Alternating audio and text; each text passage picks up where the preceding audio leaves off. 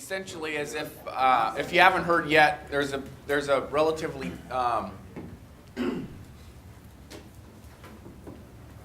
it's a pretty big change in our philosophy and our approach towards the strategy of spinal immobilization in Spokane County. And we've revised the flow chart diagram to the protocol under the county operating procedures and tried to, for lack of a better term, lighten up on who we intend to immobilize, okay? A lot of that comes from some scrutiny of longboard immobilization in general and some good evidence to suggest that it's bad in certain scenarios, like penetrating trauma, right? But I want to make sure that as we go into this and we look at this, that we actually realize that it's still an important part of emergency services, okay? It's still a very important part of emergency services in transporting critical patients. It's one of the issues that we've had trouble with in the past in terms of within our county errors with bad outcomes. Spinal immobilization is one of those issues. It's still going to be scrutinized regularly by the trauma committee and by ourselves, quite honestly, and you could think of it kind of like airway management. It's one of those important things. There's lots of debate about what's appropriate, what's not appropriate, and we're trying to be reasonable in our approach. I think a lot of the concern and a lot of the dilemma that's been surrounding this in the past about what to do, what not to do, has been because we haven't had a real unified voice in terms of how to approach it in the field and how to teach it. And so I think one of the things that's been really beneficial about how we've looked at this is it's been a group effort in terms of getting a consensus of the various medical directors in Spokane County, and Dr. Cover is here to help teach this, and he's been participating in this lecture series that we've done this month so that we can present a common front, because quite honestly, between the major agencies here, that makes up probably 90% of the county EMS runs, right? So I think if we can get a unified voice out to folks, then we should be able to operate reasonably on the same page, try and minimize any interagency conflict that's happened or debate in the field about what's the most appropriate thing to do. Now, if we're going to teach this, I think one of the things that's got to be paramount is we talk a lot about mechanism of injury in terms of who we immobilize and how we immobilize folks. So I think if we're going to do this right, we really have to review spinal trauma before we talk about the new protocol and the new expectations. So the first half of this lecture is just going to be a review on spinal trauma, mechanism of injury, anatomy, how to get the right neuro exam, how to do the right, how to appropriately assess somebody, because that's really where the meat of this is at, and that's really where it's really what's going to get you to the reasonable decision, and more than likely a unified decision in the field, which is what's important, right? So without teaching and reviewing the basics of mechanism, anatomy, physiology, etc., we're going to have a protocol that is kind of thrown out there in an unorganized fashion. So what I'd like to do is spend the first half really talking about what the hell is a spinal injury anyways, right? So we're going to talk about spinal injuries, societal impact. I think it's always nice to talk about why is this important? Why are we even talking about this? And particularly with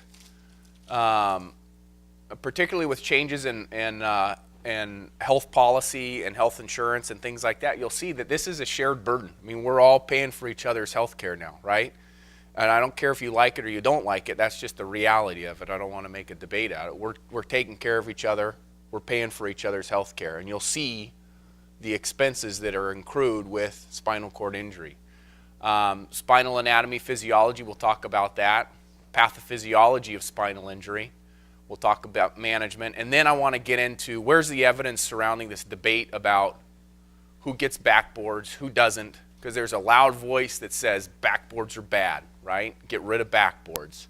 But I think if we really look at it with a scrutinizing eye and look at the evidence, we can come up with a reasonable middle ground there.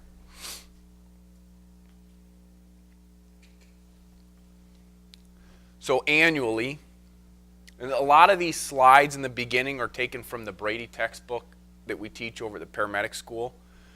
So I've taken a lot of slides from that because it's a pretty good review, anatomy, physiology review. So you'll see a lot of that. And this data comes from that, from those slides. Essentially, 15,000 permanent spinal cord injuries a year. It's our trauma population, right? Young, impressionable men, right? Usually intoxicated. Hey, buddy, watch this, right? So this is our big, but if you look at this and you bring it down to this bullet point right here, lifelong care for spinal cord injury victims exceeds 1 million. Why is this not, and this is per individual. Why is this so big? Because these are people that have a lot of years left. And so their remaining years are inundated with the comorbidities that go along with this, right? Decubitus ulcers, wound care, neurogenic bladder, supracubic Foley catheters, lots of UTIs, sepsis, aspiration, depending on where your cord is at, right? There's a lot of care that these folks require, not to mention surgeries, etc., that result with lots of years left to accrue that kind of damage, right? How do they happen? Usually it's a motor vehicle accident. Falls make up a large proportion. When we talk about falls, this is not just high falls. This includes ground level falls, and we'll talk specifically about that geriatric population because that's one of frequent debate where people say, I'm not going to put little old Betty on a backboard with a ground level fall because the mechanism's not there. In fact, the mechanism is there, and the mechanism actually puts them at higher risk for multi-level fractures and high cervical spine fractures, and we'll talk about why that's the case.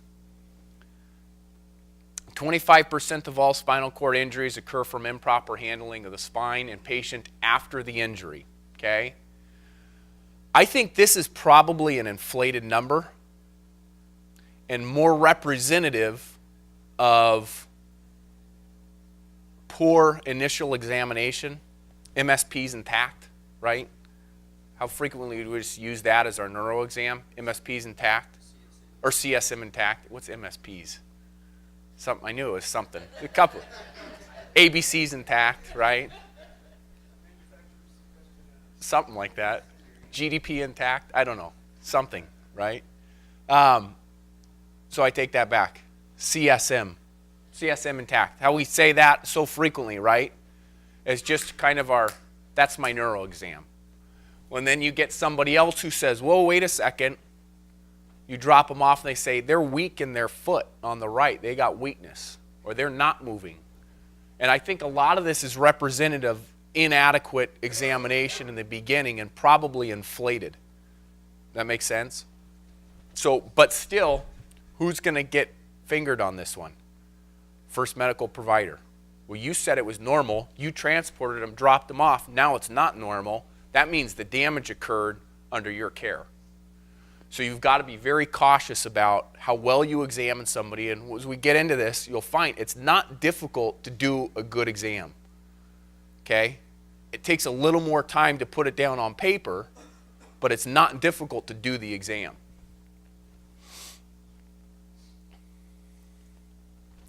And then this right here, obviously, with this kind of cost per person in this age group, honestly, prevention is your best ally. That's the same thing with with helmets and closed head injury. Prevention is going to be your biggest money saver. So let's talk about basic anatomy and physiology of the vertebral column. 33 bones comprise the spine. It provides essentially structural support and a protective container for the spinal cord. The vertebral bodies are the greatest weight-bearing portion. When I look at this, you can see up high in the cervical spine, I'm not a major weight-bearing element here. When I look down at the vertebral body of the lumbar spine, you can see that there's a gradient here, and the role of that vertebral body, or the lumbar vertebrae, becomes more of a supportive weight-bearing structure. When I look high at the cervical spine, I really am facilitating a lot of rotational movement there with the design of that. Okay? I get lots of flexion, lots of extension. I get lots of rotational movement here over a very short period of time, right? Over a very short section of spine. So just moving my head over 6 vertebrae at about, what is that, 8, 9 inches or so, right? That I can get almost 90 degree, 180 degree side to side. But if you look at that kind of rotational movement in my torso, in my lumbar and thoracic spine, I can get almost that, but it requires the remainder of this column together to actually turn my shoulders 90 degrees, right? So I can facilitate that same amount of rotation over 6 vertebrae, or 7 vertebrae, I'm sorry, or over the remaining 16, 17, okay? So you can see where there's specialization within the spine, and we'll see why that, and particularly why rotational movement and cervical spine fractures go together so well. That's what we just talked about. Essentially, it's no vertebral body supporting the head, allows for turning of the head, and the vertebral bodies are more weight-bearing. The sacrum and the coccyx really should be more, although they're considered part of the spine, they really should be paired more with pelvic trauma than spine trauma, in my opinion. So when we look at the components of the vertebral body, we have, or the vertebrae, we have the vertebral body, we have the pedicle and the lamina, and these make up the ring. The body, the pedicle, and the lamina make up the ring of the spinal canal, and that's where our cord sits, right? I have my transverse processes coming off either side, and a spinous process that sticks out the back. Now I've got a lot of ligamentous attachments between those that provide integrity. You can see here, this is where there's an articulation, a bone-on-bone articulation, here and here. And when I stack these on top of each other, you can see that spinal cord sits right down there through the middle of that spinal column, and then through this pedicle, that opening in the pedicle, is where my spinal nerves pop out, okay? Now when I look back here, what sits on top of this in between the bodies is my vertebral disc, right? And my intervertebral disc.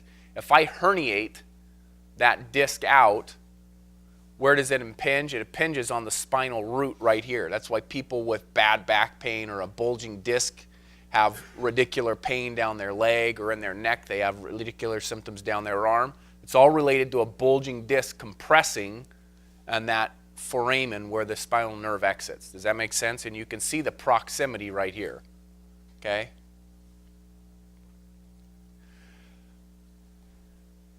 The ligamentous attachments here provide a significant amount of stability to this column, right? I can't just stack blocks on top of each other and expect them to stick.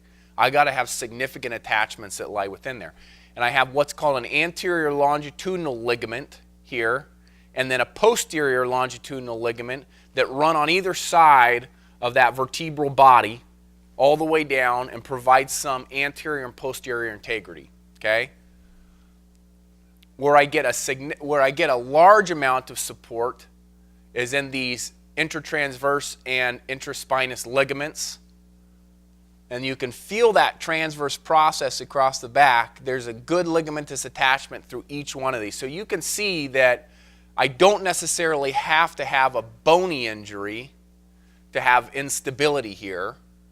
And if I have a bony injury plus a ligamentous injury, then I'm significantly worse off, right?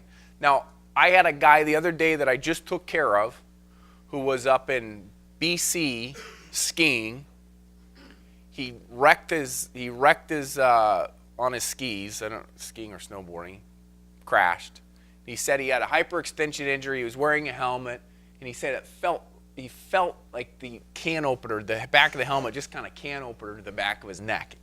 A lot of pain, no neurodeficit. Drove home, went to group health the next day to see his primary doc. They shoot an x-ray, and they said, we think you have a fracture, a C-spine fracture, and actually a type 2 odontoid fracture, which we'll talk about. He said, no, I can't have a bad neck fracture. I just drove from Canada, right? So he drives. They say, well, we want to send you to the ER. We're going to call an ambulance. He says, no, I'm not taking an ambulance. He drives, sits in the waiting room. The gal from from group health calls, and I happen to answer the phone, and she says, I got a guy, I think he's got a C2 fracture. So I ordered a CT scan from the waiting room. Turns out he's got a type 2 odontoid fracture, which is technically an unstable fracture. So we bring him back, and he's laying on the bed flat, frustrated that he's there in a seat collar, thinks this is all overkill. I said, you have a C2 fracture. This is bad. Then all of a sudden, he was still, didn't want to move, right? But what happened, and the reason why he was stable is we got an MRI. Technically, he's not stable, but the reason that he was not pithed, essentially, and dead, is he had intact anterior and longitudinal ligaments that were still holding pieces in place. So you get a lot of ligamentous, or you get a lot of structural integrity by these ligaments there. So even a guy with a potentially unstable fracture who had the ligaments in place did relatively well because they were not compromised. He still had fractures. It's not great, but he made it from BC back to Spokane over 36 hours and is still walking. Yeah. Is it because of the type of injury, the fact that he just, Yeah, as opposed to a shearing where it would have maybe pulled those ligaments in a... Yeah, I think it was probably the energy of mechanism, and then the energy that's associated with it, and then the mechanism itself. And we'll talk about mechanism of injury, and you'll see where there's some areas of ligamentous disruption. What he described with this hyperextension, if he had a significant mechanism there, this anterior longitudinal ligament would tear. And that's really what, when you end up running into a lot of trouble, is when you've got tearing of these ligaments. Greg? Two things. One is he had the mechanism, but it's a matter of severity in the injury. The second is, it sounds like he's relatively young and healthy with good ligaments. Yeah, he was a healthy, active guy. He was probably, I want to say he was in his early to mid-50s. So he's got that going for him. Now, as I get older and I age, I lose the integrity of a lot of these, okay? And then we'll talk about that in particular to odontoid fractures when we get into geriatric stuff. I had a similar one several years ago. A young lady, similar age, flew back from Costa Rica. I don't remember her mechanism. Her husband was a physician, and she came into the ED ambulatory as well, but she'd been doing this for 48 hours. It was intact. So just because they've been up and ambulatory doesn't mean they can't have a certain spine. So when we look at this Atlas and Axis, C1 and C2, and Atlas, remember the Greek god Atlas holds up the world, right? That's why they call C1 the Atlas, because it holds up your melon, right? So it's kind of the supporting element or structure of your cranium. So this dens right here sits up inside and articulates right here on the front, the anterior portion of the Atlas. And what I get is a ligament that wraps around the back and seat belts that dens into place, okay? So it's just like sitting in a seat belt, it buckles it in, and it holds it in there so that I have a pivot. Essentially, I have a pin and a wheel. So I get a lot of rotational movement off of C1 and C2 because that allows for that, right? Now in young, healthy people with good bone density, that's a pretty strong joint there, right? But what happens when I age? Osteoporosis, osteopenia, people who are on chronic steroids, COPD. We know that those people have brittle, thin bone, right? So if I have brittle, thin bone, then I'm already compromising the structure, the integrity there, right? Now what about when I take elderly folks, what happens with their ligaments? They calcify, they start to calcify. So now instead of having a nice smooth articulation, a well-greased axis, I've got a sticky joint with thin bone. And so a quick rotational movement, it doesn't take much, but quick rotational movement is enough to catch that like a cog in a wheel, to catch that and shear that pin off. And you end up with what's called a type 2 odontoid fracture, and we'll talk about this a little bit more. But this is why ground level falls for older folks, particularly the old elderly, we call them 75 and older, but in general people say 65 years and older, fall down, hit your head, quick rotational movement is enough to snap that pin, okay? And those people can have unstable fractures, and not all of them will exhibit pain. I've had a number of them where they had no pain, but based on mechanism alone, we CT scan their neck, sure enough, odontoid fracture. So pain does not always identify these. So in this very high-risk population of elderly folks with evidence of striking something on their head, trauma above the clavicles, right, that suggests that they fell but then they hit their head, hit their chin, on the nightstand, on the chair, quick rotational movement, quick flexion extension can snap that little pin off. So a very high-risk group, okay? And that'll come into play in our protocol later on. The thoracic spine essentially are all the vertebrae that articulate with the rib. It makes up the thoracic cage, the posterior portion of the thoracic cage. The lumbar spine, obviously the big weight-bearing structures of the spinal of the vertebral column.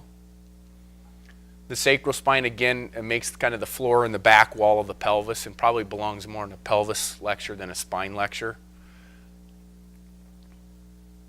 When we talk about blood supply to the spine itself, you can see the aorta, the descending aorta, right here, and then off of the descending aorta, the posterior aspect of the aorta, I have these branches of spinal arteries that come off, okay? And they're going to wrap around, and you're going to feed the cord as well as some of the musculoskeletal structures surrounding the column there, all right? Now, the relevance of this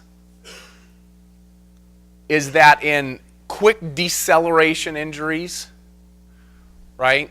So high-speed motor vehicle accident, sudden stop, what happens with that liquid-filled aorta? It wants to pull forward. Momentum wants to carry that forward.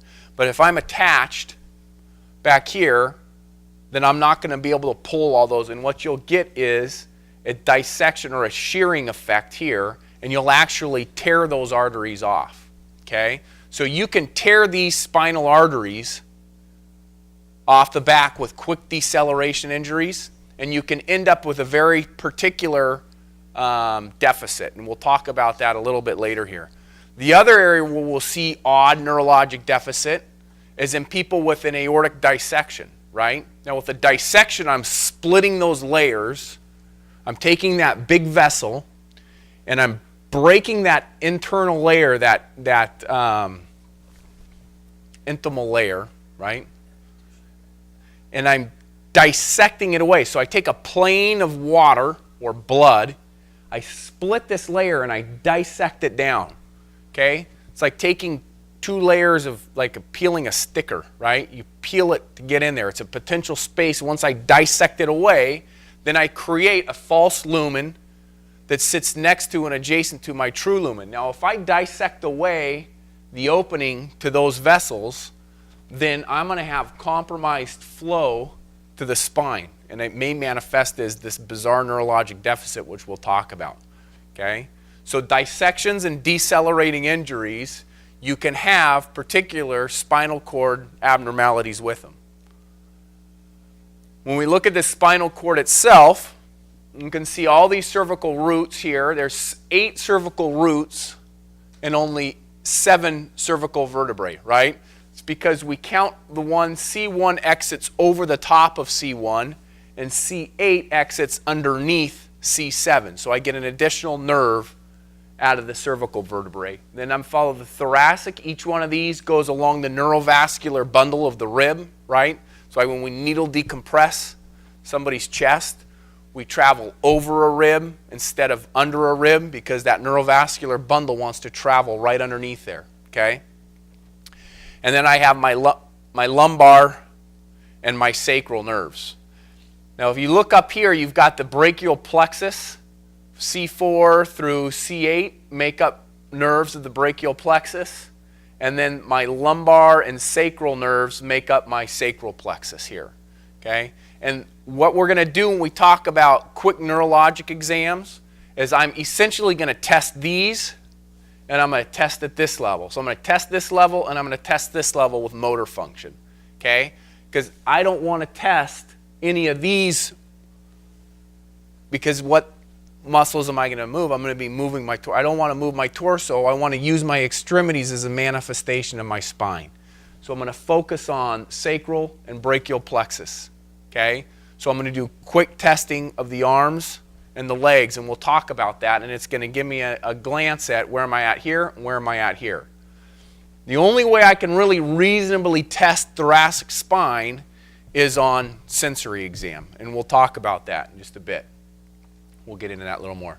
Actually, we'll talk about it right now. So these are the dermatomes, okay?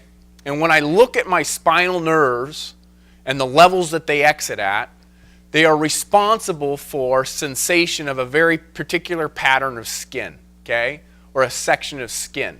So you can see here C2 is responsible for the back of the head, C3, C4, C5.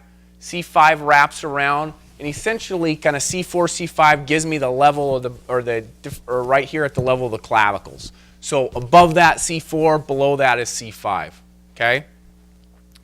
As I march down through, I can see all my thoracic vertebrae, or all my thoracic spinal nerves, down to the pelvis. Now, I only remember 2 of these because I want a landmark to remember. T4 is the level of the nipples. T10 is the level of the umbilicus. So those are the ones I remember, T4 and T10. So if I have somebody who can't move their legs, and I march up their legs and say, can you feel this? Can you feel this? Can you feel this? They say, no, no, no, yes, I can feel that. No, no, no, yes, right? And I demarcate about right here. Then I can reasonably say, even before I roll that person and look at their back, I can reasonably assume that I'm between T4 and T10. And about there is, I'm going to say, what, T6 maybe? So I'm going to assume that my level of injury is about T6 based on the fact that I know where those dermatomes fall out, okay?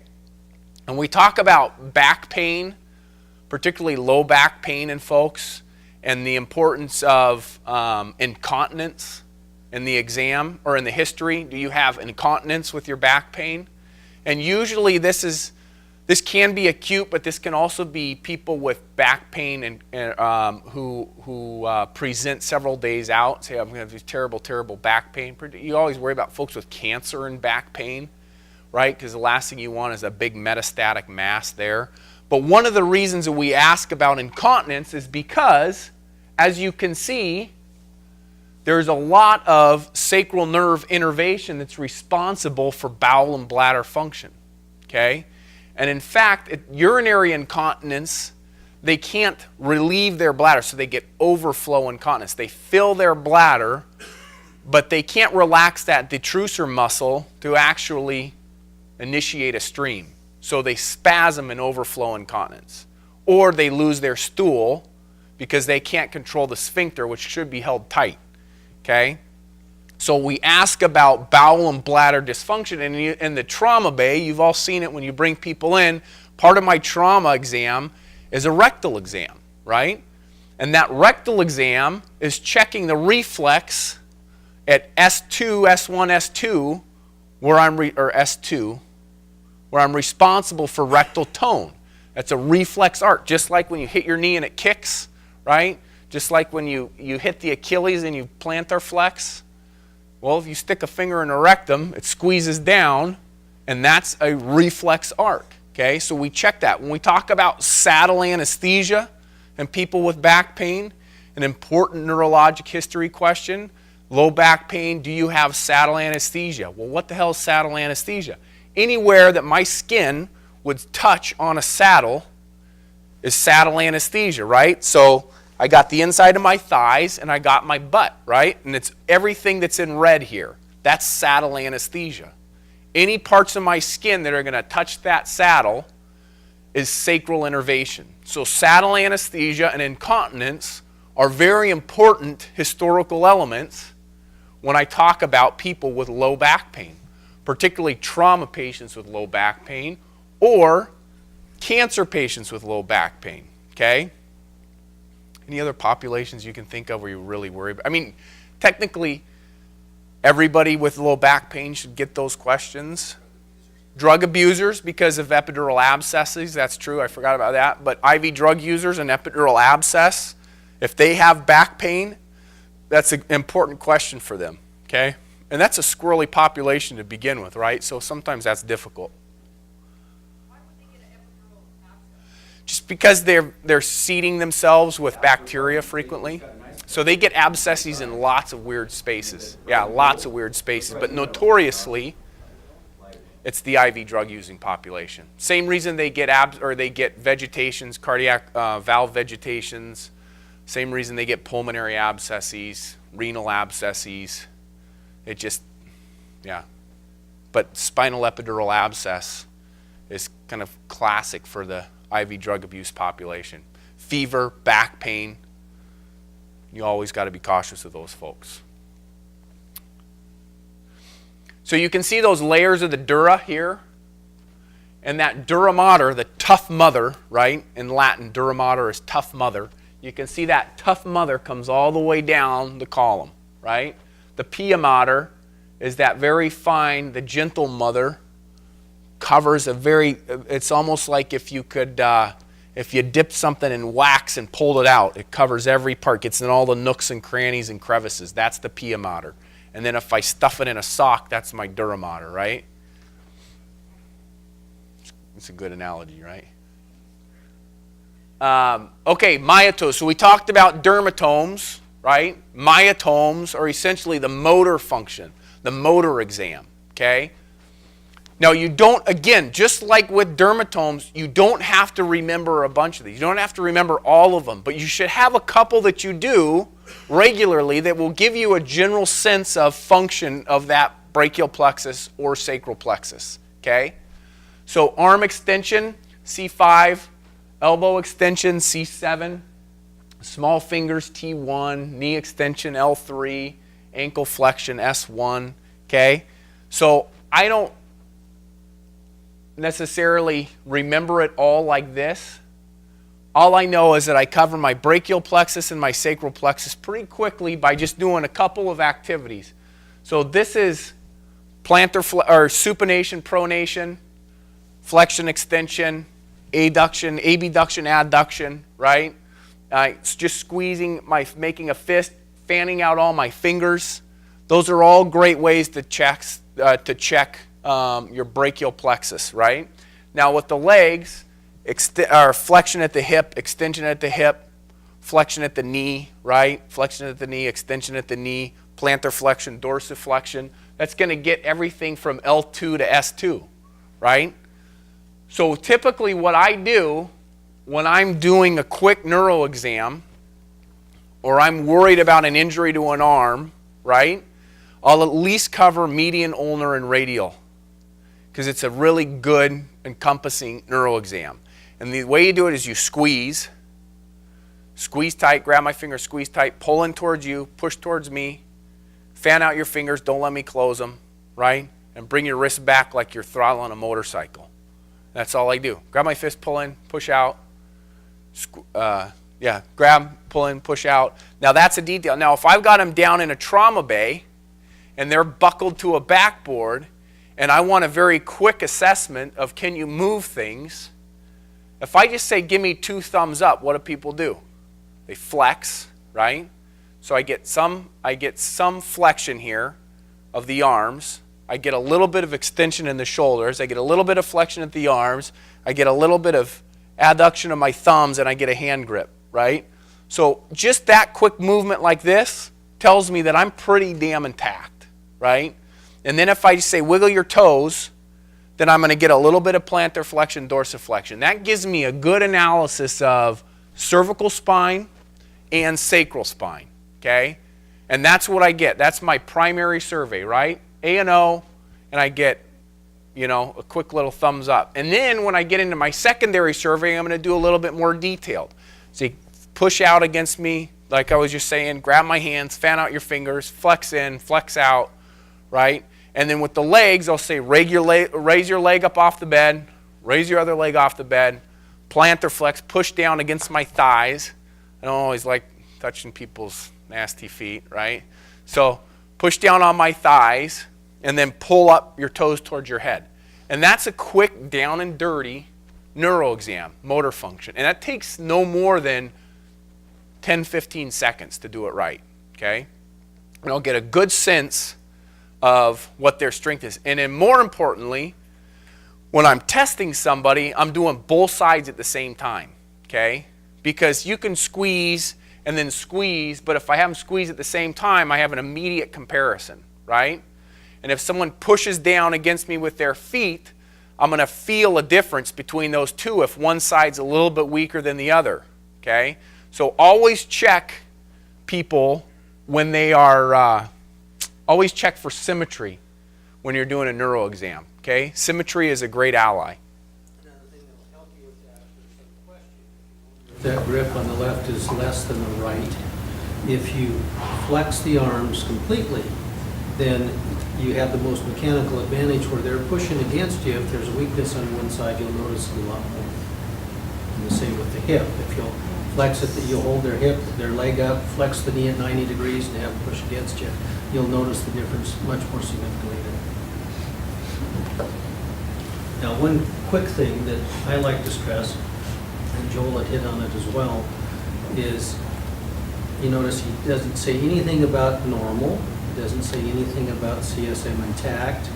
What was the other one used? MSP? MSPs. Right, motor sensory pulse. Motor sensory pulses, I think. I'm sure it was legitimate. A common set of letters that we'll see in charts from physicians and residents is WNL, within normal limits. And what WNL generally means is we never looked. And that's true of all the other things that we're talking about here. I've reviewed, I can think of at least 2 and more than that charts in the last year where, just as Joel had alluded to, that I've got a patient who's presented to the ED, now has a significant problem. I go back and look at the chart and it says CSM intact. So I pulled that paramedic aside and said, all right, one of 2 things happened here then. Either you didn't examine the patient or you hit the patient in round. Because now they're not moving that leg, or they're not moving either leg. And that's a huge, huge thing. If an attorney would get a hold of that, who do you think's liable? Okay. So first off, to say CSM intact, pretty stupid, since generally we don't even take the clothes off. It's pretty hard to check a pulse in a dorsalis pedis with boots on. And it's pretty hard to look at the color of the leg and check temperature and sensation with pants on. So say and chart exactly what you did. Okay, then there's no doubt. So it was able to flex at his hip, was able to dorsoplantar flex the foot. He could feel touch, soft touch. That tells me exactly what you did. He could grasp with both hands. He could flex and extend at the elbows. It takes a little bit longer, but it's a much, much better chart. The term intact means that it is functioning exactly the way it's supposed to function, okay? If I say it is intact, then that means I tested it and it works the way it's supposed to work. Now, we'll use terms like grossly intact when I talk about cranial nerves. I'll say grossly intact. Means that most of it looks all like everything is functioning the way it should, right? So when I do a cranial nerve exam, I stick your tongue out towards me, follow the track of my eyes, right? Do this, do that, smile, wrinkle your forehead, shrug your shoulders, that whole thing. Grossly intact, okay? But that means that I tested those cranial nerves, okay? So when I just say CSM intact, then that insinuates that I checked everything in the extremities, everything, and it's all intact, okay? So you want to be very specific about what you've done. So when I test people, when I do my quick grab your hands, fit out your fingers, and extend your wrist, I say median ulnar, and then I check sensation. Do you have sensation here? Do you have sensation on the back of your hand? Do you have sensation on your pinky? And I'll check their thumb too. Then I will say median ulnar radial distribution sensory motor exam intact, because I tested those nerves, and I'll say they're intact. But I don't include musculoskeletal or axillary unless I tested those, okay? Because what if somebody else says, well, I definitely get an axillary nerve deficit? Well, I can say I was looking for a gross motor exam in a high stress situation. I'd get a gross motor exam of median ulnar radial, okay? Because it's a good screening survey. So you got to be careful about how you document neuro exam, okay? The problem with a sensory exam and a motor exam is that you need to have a relatively reliable patient, right? We don't always get reliable patients. So frequently we'll need to rely on reflexes. And reflexes are essentially a spinal tract, a spinal reaction, spinal level reaction that leaves my brain out of the picture, okay? I don't have cognitive input. So when I touch a hot stove, I don't sit there and say, this is the classic analogy, finger on the hot stove, man, that's hot, I'm going to burn my hand, I better move it, right?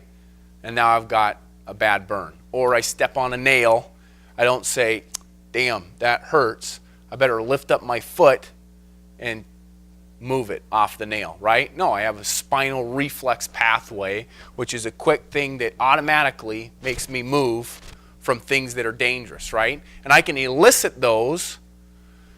Part of the reason that we have that is because I need opposition. In all my movement, I need some sort of opposition, right?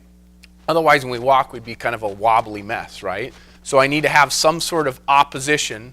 Whatever muscle I'm moving, I need some stretch receptor to say, hey, keep some tone working against where I'm at so I can have a nice fluid movement, right? Well, when I hit my patella tendon and I stretch that tendon, my response is to tighten up. So I'll get a spinal reflex there, okay? Same thing down in my foot. If I give myself a little bit of dorsiflexion and I hit the Achilles heel, I'll plantar flex. And there's these reflexes all the way through. We even talked about the rectal exam, right? That's a reflex arc. Rectal exam, increased tone, that's a reflex arc. Same thing as your corneal reflex, gag reflex, all those things. So sometimes we rely on these non-cognitive findings on our exam. So here's a painful stimulus. My sensory tract takes it up. I don't waste time to make a reaction by sending that all to my brain and then back down through my motor function. I send it here and I do a quick arch through the cord back to my muscles, and I get crossing over so that I get extensor stimulated on this side and flexors on that side. So now if I'm going to lift up my leg, I'm automatically going to do what with this one? I'm going to flex it a little bit because I know I'm going to support my weight. Otherwise, I'd hit that nail and I'd just crumple, right? So you can see that this is a complicated spinal level control, and I can take advantage of these reflex motor functions in testing people who are not cooperative or unconscious, okay? We'll talk about Babinski here in just a little bit too. It's the same thing, okay? The Babinski reflex, when you get brand new babies, you brush the bottom of their foot and their toes all fan up, right? That's because they don't have good motor function yet. Their upper motor neurons are not totally myelinated. So you get this upward going toes. But as soon as they start to become more functional in terms of their motor abilities, crawl, stand, etc., they'll start to lose that reflex and their toes will go down. They'll curl their toes. Okay? So you stroke the inside of the foot and the toes curl. Okay? That's normal for an adult. Now, if I have an adult who's had a spine injury or an upper motor neuron injury, and I stroke the foot and their toes fan up, that tells me that there's a problem in those upper motor neurons. Okay? They've lost that normal downward response. The other thing that we'll see is called sustained clonus. So if I take a foot and I just kind of loosen it up a little bit, right? Loosen up the foot and then give them forced dorsiflexion, right? Push their toes up towards their head. I'll usually elicit a little reflex there, okay? They'll kick back a little bit. So I push up real hard and they'll kick back. But if I push up real hard and they kick, that's called sustained clonus. And that also is a sign of upper motor neuron injury, okay? So quick ways to assess people: you can do the Babinski, you can do sustained clonus, and you give it a forceful dorsiflexion, and they kick. That's a bad sign, okay? Last guy that I saw that on was a trauma who had a head bleed. And it was right up at his basal ganglia, so it was at the very upper portion of his motor neuron, but it was up in his midbrain. And he had an excellent example of sustained clonus on his left leg because he had upper motor neuron damage on his right midbrain.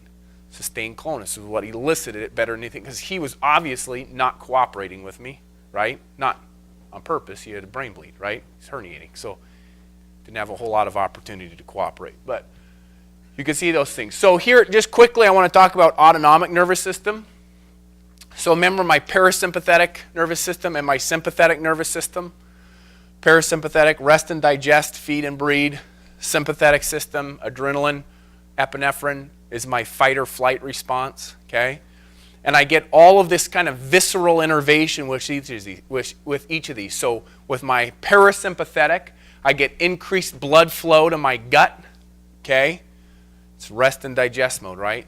So I get increased blood flow to my gut. My pupils constrict. I have salivary gland activation, and I create more saliva, right?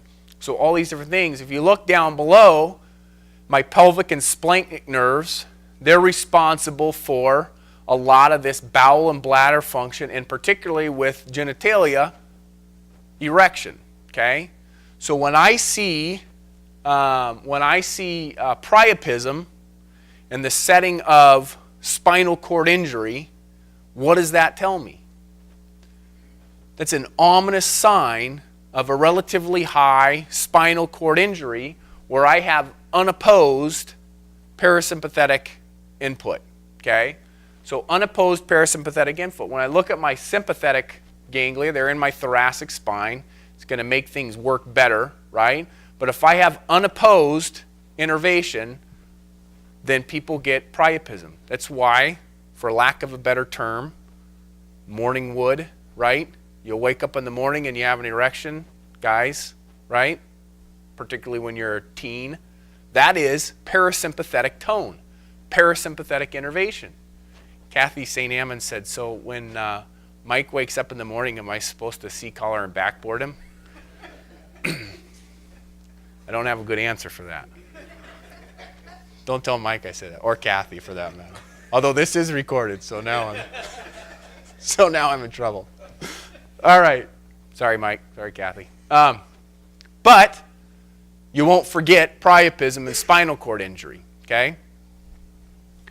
But that's why that happens.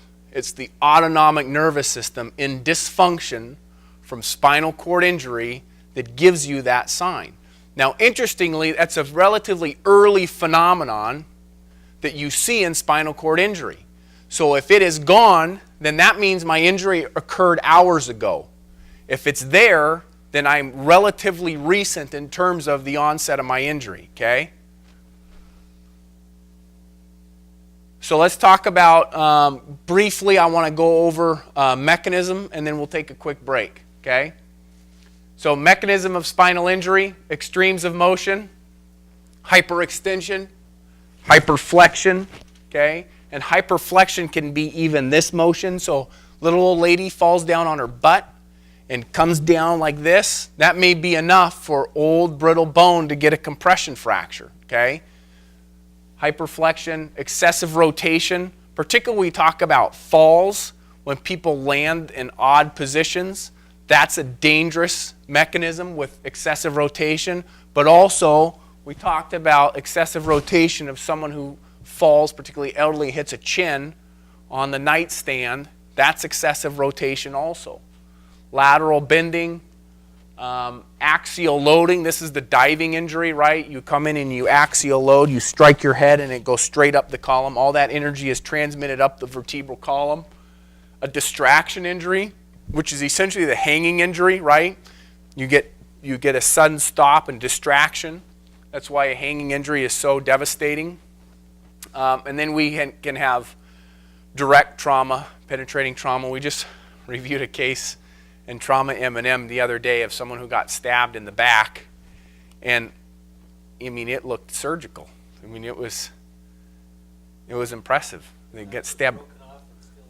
Yeah, got stabbed right through, in through that pedicle, essentially, entered the spinal canal and was just adjacent to the cord. And the CT, yeah. Yeah. Walked like 3 blocks. So it's an interesting case, and it brings us to the question of, do we immobilize people who have penetrating trauma without neurologic deficit? Oh, we laid her on her stomach. We'll get into it. We'll talk about it, right? How big was the knife? It was big enough to get into her spinal column. So I assume it had to be probably There's a good 3 3 inches there, probably. It's impressive. And you said the knife broke. It was broke off, and that's what she Was there said. anything like sticking out on the Yeah, outside? it was like about like this, and it came out probably an inch, Oh, okay. inch and a half. Yeah. And she said she just heard a pop, which would have been the knife snapping off. Yeah. And she was pretty drunk, Yeah. but yeah, she walked like 3 blocks and From Moosey Stabber. yeah, and then decided that that was great. Well, look, actually, we can pull up.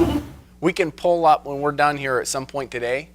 We'll get on to, and I'll follow up with you on that case so you can see the images because they're impressive. You remember the name?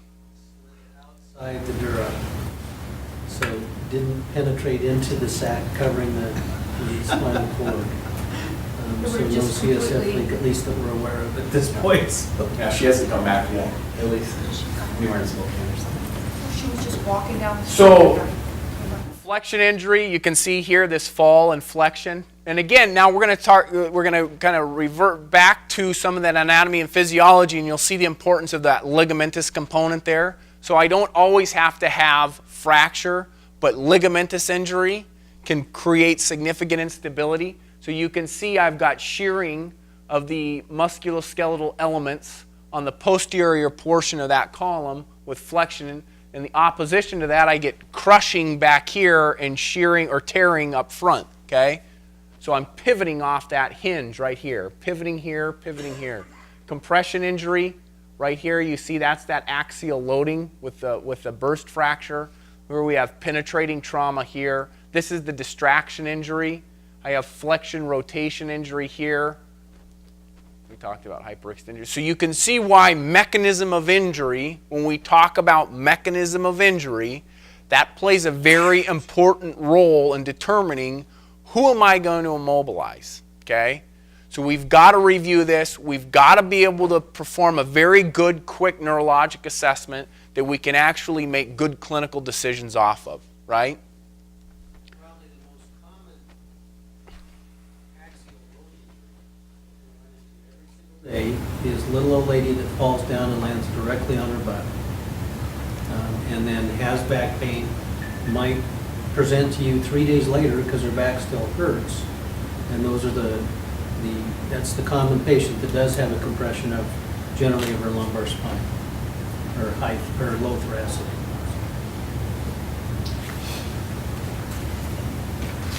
You can see the normal curvature of the spine here. Normal curvature. Our lordotic patients have a very exaggerated arch here and almost loss of that cervical motion here. Where do our injuries tend to occur are at transition points. So high cervical spine, the junction of the cervical and thoracic spine, the thoracic lumbar transition, and the lumbosacral transition. Those are our highest sites of injury in the spinal column, those transition zones, okay? When I look at, and this is just, I don't expect you to make this diagnosis in the field and determine stable versus unstable because you really need radiographs and in some cases MRIs, right? It's not available to us. But this was a description of spinal instability based on radiographic appearance that they started using in the 70s. And essentially you divide the vertebrae into a 3-column system. So I have my posterior elements, I have my middle column and my anterior column. If I involve 2 columns, then I can be considered unstable, right? So if I have a burst fracture and it takes out my entire body, then I would be considered unstable, okay? If I take out some posterior column elements plus a wedge fracture back here, then I would be considered unstable, okay? So this is kind of a common way of describing unstable versus stable. But again, we won't know until we've got some imaging, and in some cases, I'm going to turf this up the chain. And you're going to see part of the protocol is if you don't know or you can't make a decision that you're confident with, then you wait till the next level of care arrives. So what's going to happen is it's going to go like this. You're going to have the first responder backboards and immobilizes somebody. You show up on scene and you say, I'm either going to keep them backboarded and turf it up the chain, or I'm going to clear their spine, right? You're going to get them to me, and I'm going to say, either I'm going to clear their spine or I'm going to turf it up the chain, right? And ultimately, the ones that we have high concern get turfed all the way up through the hospital to the neurosurgeon, who then says stable or unstable, okay? So not clearing the spine doesn't mean that you can't make good decisions, okay? Because I'm not going to clear a hell of a lot of spines. I'm going to turf it up to a higher level of care. And specifically, that's going to be neurosurgery where I work, okay? So passing that off and saying, look, I don't feel confident making the, not comfortable. I hate it when people say, I don't feel comfortable with that, right? If you don't feel comfortable with things, then don't be in emergency services, right? Go open up a taco stand or something. I don't know. Do something where you can feel comfortable the rest of your life. Don't say, I just don't feel comfortable with it. But if I can't make a good clinical decision that brings me to a point where I can confidently say, I'm going to clear this spine, then I'm going to turf it till one, I either get better evidence, imaging, or I get an expert opinion on it, okay? Cords can be injured just like the brain can be injured. I can concuss the cord. I can contuse the cord. I can compress the cord. All of these can happen without evidence of bony injury, okay? And that's why a history of neurologic deficit, which sometimes are transient, is very important. So you show up on scene and you've got somebody who's got right arm weakness after their motor vehicle accident. It was there, but it's improving. I'm going to MRI that person's spine because I'm going to look for cord contusion. That's a hard neurologic finding that's reported to me that was transient, but there. I don't see it. That's someone who's going to need more detailed imaging, okay? So just because I don't see breaks doesn't mean there is an injury to the cord. And so a good history at the outset, at the time that they were first assessed, is going to be critical. Here's a distraction or a transection of the cord. You can see disruption here. That gray-white, or that spinal cord is the gray. The CSF is white. You can see complete distraction here. This is C1, C2, C3, C4, C5, C6, C7. So C6, the level of C6. So this person might still be breathing C5 is the diaphragm. C5 keeps the diaphragm alive, right? C3, 4, 5 keeps the diaphragm alive. So the phrenic nerve is probably still functional on this person. So maybe breathing, but it's a high cervical spine, devastating injury here, okay? Why don't we take a quick break? 5 minutes, 10 minutes, 5 minutes. Okay, let's talk about spinal cord injuries. There's a couple of spinal cord syndromes that you may see. They are rare, okay? They are rare. So let's repeat what I just said. Let's talk about spinal cord injuries, all right? So there's a couple of syndromes here that are rare. Typically when I have a spinal cord injury, the classic pattern of that injury is a deficit below the level of injury, right? So if I have a T6 injury, then I'll have motor and sensory deficit below that level. Probably some upper motor neuron damage or some sort of reflex signs that would suggest upper motor neuron dysfunction, okay? So I have a deficit below the level of my cord. Now there are a few spinal cord syndromes that are particular, and it has to do with the fact that we have different tracts. And when I say a tract is a bundle of nerves that are responsible for a specific sensation, okay? So some of those are proprioception, meaning the sensation of position. So when I put my toe up, I know my toe is up. When I put my foot down, I know that my foot is down. That's proprioception. It's a sense of position, okay? Vibration is a specific nerve bundle, okay? Temperature is specific. Pain is specific. Light touch is specific. So I have various tracts. And depending on where these tracts cross over, traditionally we talk about motor function. All the motor tracts cross over high up, okay? They cross high up in my brain stem. So everything that moves on my right is responsible for brain dysfunction on my left, right? Okay? Now some of these sensory tracts cross over at the level that they enter the cord. All right? So what can happen is I can have some sensory deficits on my left leg and other sensory deficits on my right leg. And it has to do with where those tracks cross over and where my injury is at in the cord, okay? So specifically, I have what's called central cord syndrome, anterior cord syndrome, and Brown-Séquard syndrome.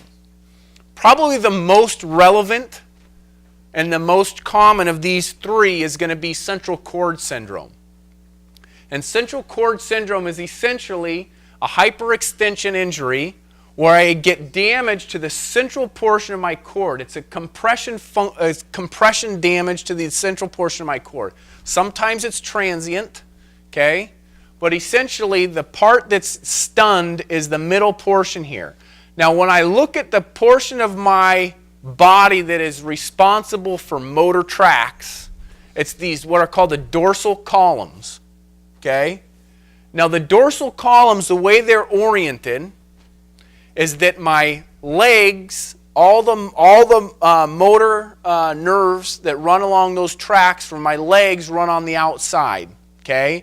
And as things enter, they enter on these internal levels here, okay? So consequently, my arm motor function lies just below my leg motor function, okay?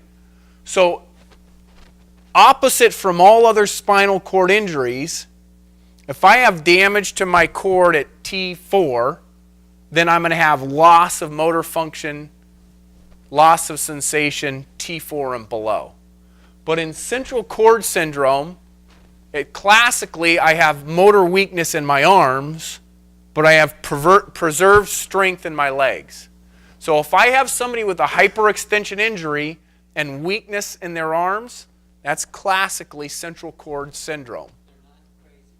They're not crazy. Just because it doesn't make sense to be what we know is the most common spinal cord dysfunction, this is a infrequent but serious spinal cord injury, okay? So motor weakness in the arms, but preserved motor function in the legs, they still need to be immobilized and managed like any other spinal cord injury. And this person will get an MRI of the spine, because likely they don't have a fracture associated with it, or they may not, they may or they may not. They're going to get MRI of the spine, like anybody with a neurodysfunction after trauma. Okay? Yeah, go ahead. Compression? How do they get that? My understanding is usually a compression pinch phenomenon. Often it's a little more common actually in older people, is that spinous ligament thickens and calcifies, because then as they hyperextend, it buckles that ligament where it pushes into the cord.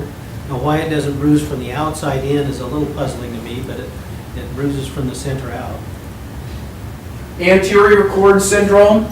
Remember we talked about vascular disruption and vascular supply.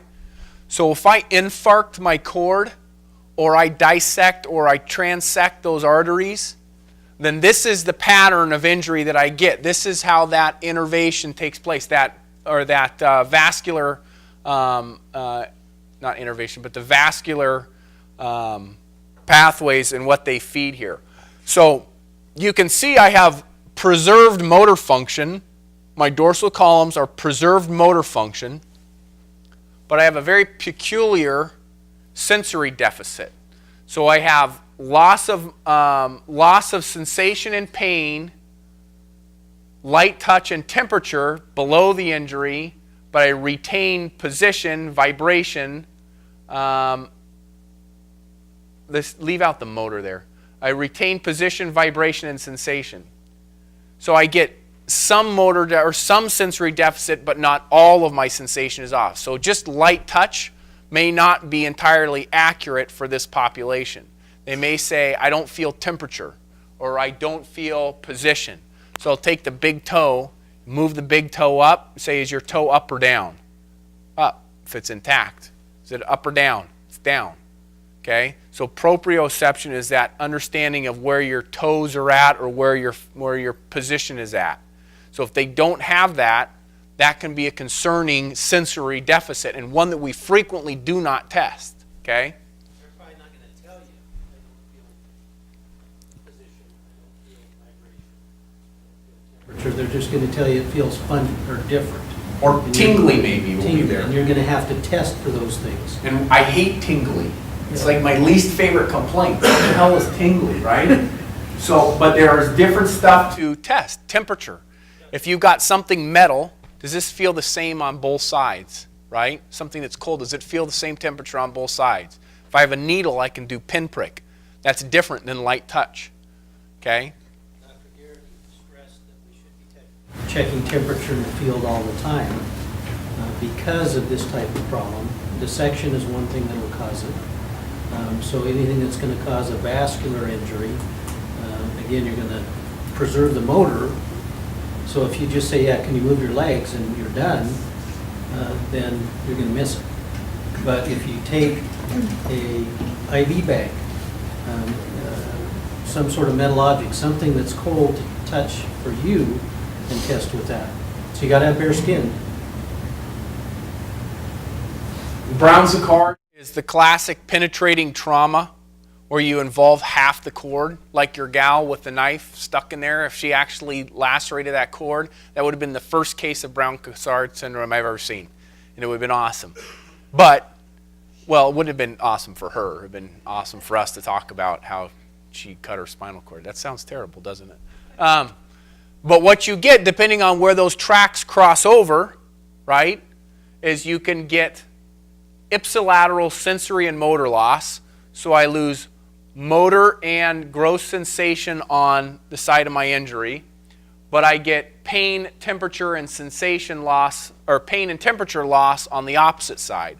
So if you stab me on the left side and you cut my left half of my cord, I'm going to have some light touch and motor dysfunction of my leg, but then I'm going to have pain, pinprick pain, and temperature loss on my right leg. And it's because those cross over early and come up as opposed to crossing over higher up.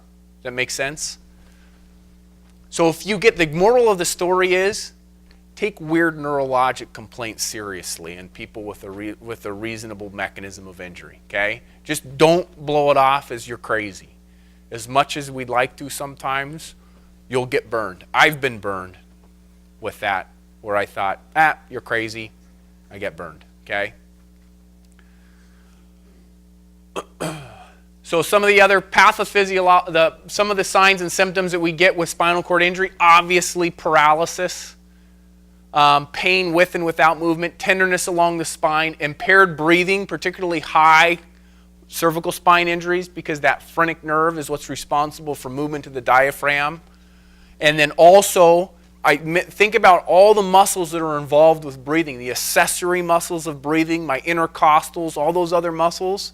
If I only have a diaphragm doing something for me, I'm going to have a real hard time breathing, as opposed to being able to use those accessory muscles to help facilitate breathing. So abnormal breathing, deformities, priapism, again, remember, posturing, loss of bowel or bladder function, we talked about this. Nerve impairment, specific nerve impairment to extremities. When we talk about flexion, extension, hand grip, right? Push, pull, plantar flex, dorsiflex, all of those things, impairment or weakness or discrepancy. So you ought to be able, at this point, be able to explain and understand why these are all relevant in our potential spinal cord injury patient, okay? And why these are going to be important historical elements, clinical elements, in addition to mechanism of injury, that are going to help you identify who is supposed to get immobilized, who does not need immobilization, okay? Let's skip over spinal shock and neurogenic shock, okay? Because I think that belongs in a shock lecture. I mean, it's important stuff, but essentially it's a deficit, okay? And you're going to treat it like it's a neurodeficit. Remember that neurogenic shock is bradycardia and hypotension. You've lost sympathetic tone, so you get a distributive shock. It's a warm shock like sepsis, right? So I don't always get somebody who's clamped down in the periphery, cool, cold, clammy. They typically are warm, hypotensive, bradycardic. That's neurogenic shock, okay? Loss of sympathetic tone. Makes sense, right? So assessment of our spinal injury patient, obviously, we're going to size up the scene, evaluate our mechanism of injury. This is critical, okay? Consider a spinal clearance protocol, determine the type of spinal trauma, maintain high suspicion in appropriate activities, and if we're unclear about mechanism of injury, we're going to have to assume that it's something significant, right? Now, does that mean that every drunk guy that we find down on the ground is going to be spinal mobilized? Right? I don't think that's reasonable. He's a guy who's drunk, lying down in a park on grass and there's no trees around, then I'm going to assume that's not a high mechanism of injury, right? But if I got a guy who's crumpled between a curb and a road and he's drunk, then I have to think twice. Was he hit? Do I see other signs of trauma, right? So I'm hoping, injury above the level of the clavicle. So I am hoping that by introducing a new protocol, what we'll get away from, or revising our protocol, because technically we haven't changed it a lot, but by revisiting this, and I would hope that the outcome is less of one of complacency or apathy in terms of immobilization, because I think a lot of times we see these people and are like, immobilize him, because that's what we do. We just immobilize him. Even though I don't think he needs to be immobilized, we're just going to immobilize. So how well do you immobilize people after a while when 1 out of every 3 maybe didn't require it? You're going to become apathetic, right? So we're hoping, and really what our expectation is that we're going to narrow our focus. We're going to focus on the people that need this, so that when we decide we're going to do it, we are really doing it the way it should be done. Not just because we immobilize people, that's what we do, okay?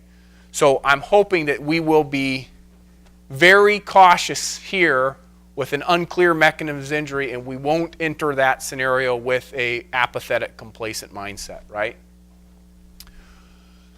Primary assessment, consider spinal clearance protocol. We'll get into our protocol. Maintain manual stabilization. There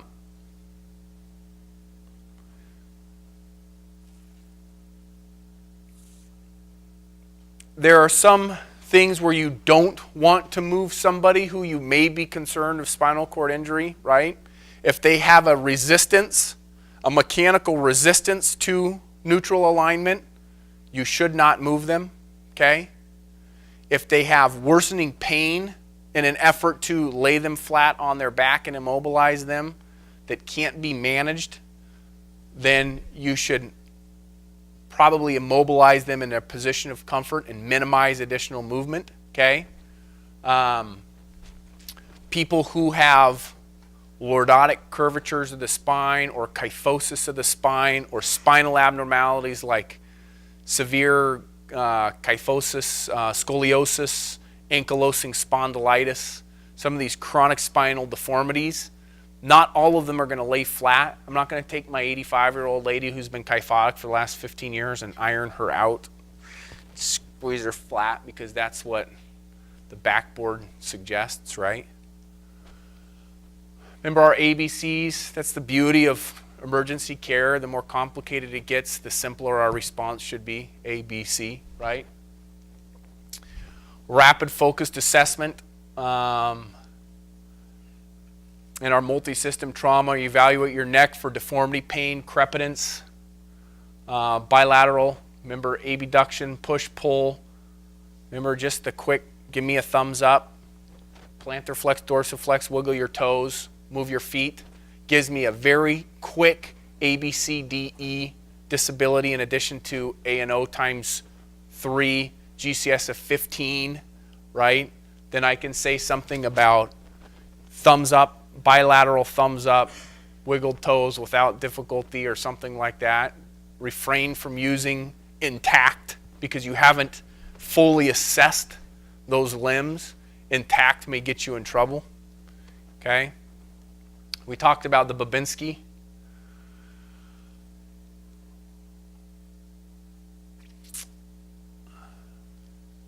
I think the reassessment portion here is critical. Anytime that I take somebody who I'm concerned about spinal injury, that I have a documented reassessment after moves. We've got a case that we're going to end up reviewing here shortly of someone who had a spinal cord injury that could not be laid flat on a backboard, and the pre-hospital providers document very well that the person was kicking them, moving everything, and dropped them off with that person moving everything, and somewhere after the person got dropped off, they stopped moving everything. She was very combative. There was a lot of complications with her care and related to the fact that she was under the influence. But now that's going to be reviewed because now she's a paraplegic, right? So we now have a paraplegic who was moving everything when she got picked up, had modified spinal immobilization because there was worsening pain with attempts to lay him flat. I have documentation of an unchanged motor exam on drop-off, and then I have documentation of a deficit in the ER, okay? So somewhere in the struggle or fight, and she got restrained, if you looked at this one, at some point she got restrained in the ER because she was combative. Now she's paraplegic. So that documentation and reassessment is going to be critical, okay? Spinal motion restriction is kind of the term that we're using now, all right? We used to talk about stabilize, immobilize, splinting of the head and neck. Spinal motion restriction is the suggested terminology, and you'll see that in our local county protocol, this is what term we're going to be using, okay? And it encompasses essentially modern approach to your spinal injury patient or patient who you're concerned for spinal injury. Remember, we want to keep people in neutral alignment whenever possible, okay? Position of function is neutral alignment. in general, the healthy population has a neutral alignment that we'll conform to, right? But we have outliers. Your kyphotic person, right? Your scoliosis person, they don't fall into that normal alignment. So we need to modify for the individual where it's necessary or required. Contraindications to neutral position. Movement causes a noticeable increase in pain. There's a noticeable resistance. I already talked about this. A worsening neurologic deficit occurs with movement or gross deformity of the spine, and the least amount of movement is best, okay? If you have one of these, document that you have one of these as a contraindication for neutral position, okay?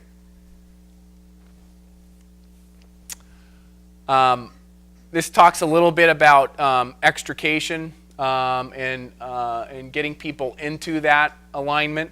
There's a lot of debate about the best way to pull somebody out of a vehicle that's crunched and maintaining immobilization, and they've actually studied this in it. And for cooperative patients who don't have a deficit, cooperative patients, there's less motion if you assist them out under their own power from a vehicle than if you push a backboard in and tweak them and turn them and get them on the backboard and then pull them out, okay? So with a reasonable patient who can cooperate, they will assume the safest position. You need to be coached, it needs to be controlled. A lot of times you'll need to still maintain cervical spine immobilization. You can put a collar around that person and you coach them out, but you guys do this better than anybody else. I can sit here and talk to you about how to extricate somebody from a car that's crushed, but the reality is I read about it. I don't do it. So you have a better sense of who is the right person to do this in a controlled setting versus who do I need to rapidly extricate versus who do I take the time to put a CAD on them, etc. So that same person that you put a seat collar on and you assist them out of the vehicle, are they the same person that it'd be appropriate to assist them onto sitting on the gurney, rotate them that way? Is there a cooperative patient that will maintain neutral position throughout transport and you feel like you can maintain them, then that's an appropriate person. But what I would not do is drop them off in the hospital without saying, this person is somebody who I'm still worried based on mechanism of injury that they have a spinal cord injury. Because what's going to happen is I'm cued to a backboard, right? I'm cued to a backboard. So I see somebody and I think we got to worry about spinal immobilization, okay? So I go in, I assess their spine. If I see somebody who's laying there, I might let them sit there I might say, sit them up, go get a chest x-ray, right? I'm not perfect. I need to know what the mechanism of injury was on these people. I need to be aware of what your concerns are from the field. You saw the accident. You already saw the story. You know the patient better than I do. I need to know who these people are so that I will log roll them like I would anybody who's on a backboard and feel their spine and give them an appropriate assessment, okay? But that has got to be communicated. I think one of the ways that we can ensure that's communicated is if you say, we're not moving them without a slider. They need to be on a slider. This is someone I'm worried about spinal, not the one who's like, all right, rush him over. Like, this is a spinal motion restriction patient. This person is in spinal immobilization. I want a slider. I'm not moving them off of this to that without a slider. Okay? The patient where the charge nurse meets you at the door and you say, oh, they're in a collar, but they're not on a board, send them to triage. Right. So you've got to, and especially in this transition time frame, which probably is going to be over a year, for our patriots, our charge nurses, our surgeons to understand that everybody's not coming in on board. The two primary areas where we receive fallout from trauma services, number one is airway, number two is C-spine in particular, but spinal immobilization. And that's probably going to increase. In fact, I've got one or two from last month that I have to address, but that'll get worse until they understand what we're doing, and we've got to prove to them that we're not missing things. If we miss a major injury, somebody we didn't bring in appropriately mobilized, it's gonna be not fun. That's where I like, you know, you guys, AMR used to have the back savers, which were really nice for The patient we were just transportation. talking about, or the little old kyphotic lady, they're perfect for a back saver. We're getting, they're wondering. You know, I think part of that question, or maybe the way I interpret it, they've mostly got themselves out of the car.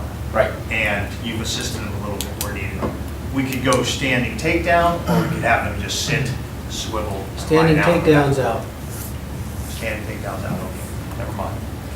Get him sit. I never did swivel. it, I just said I saw some.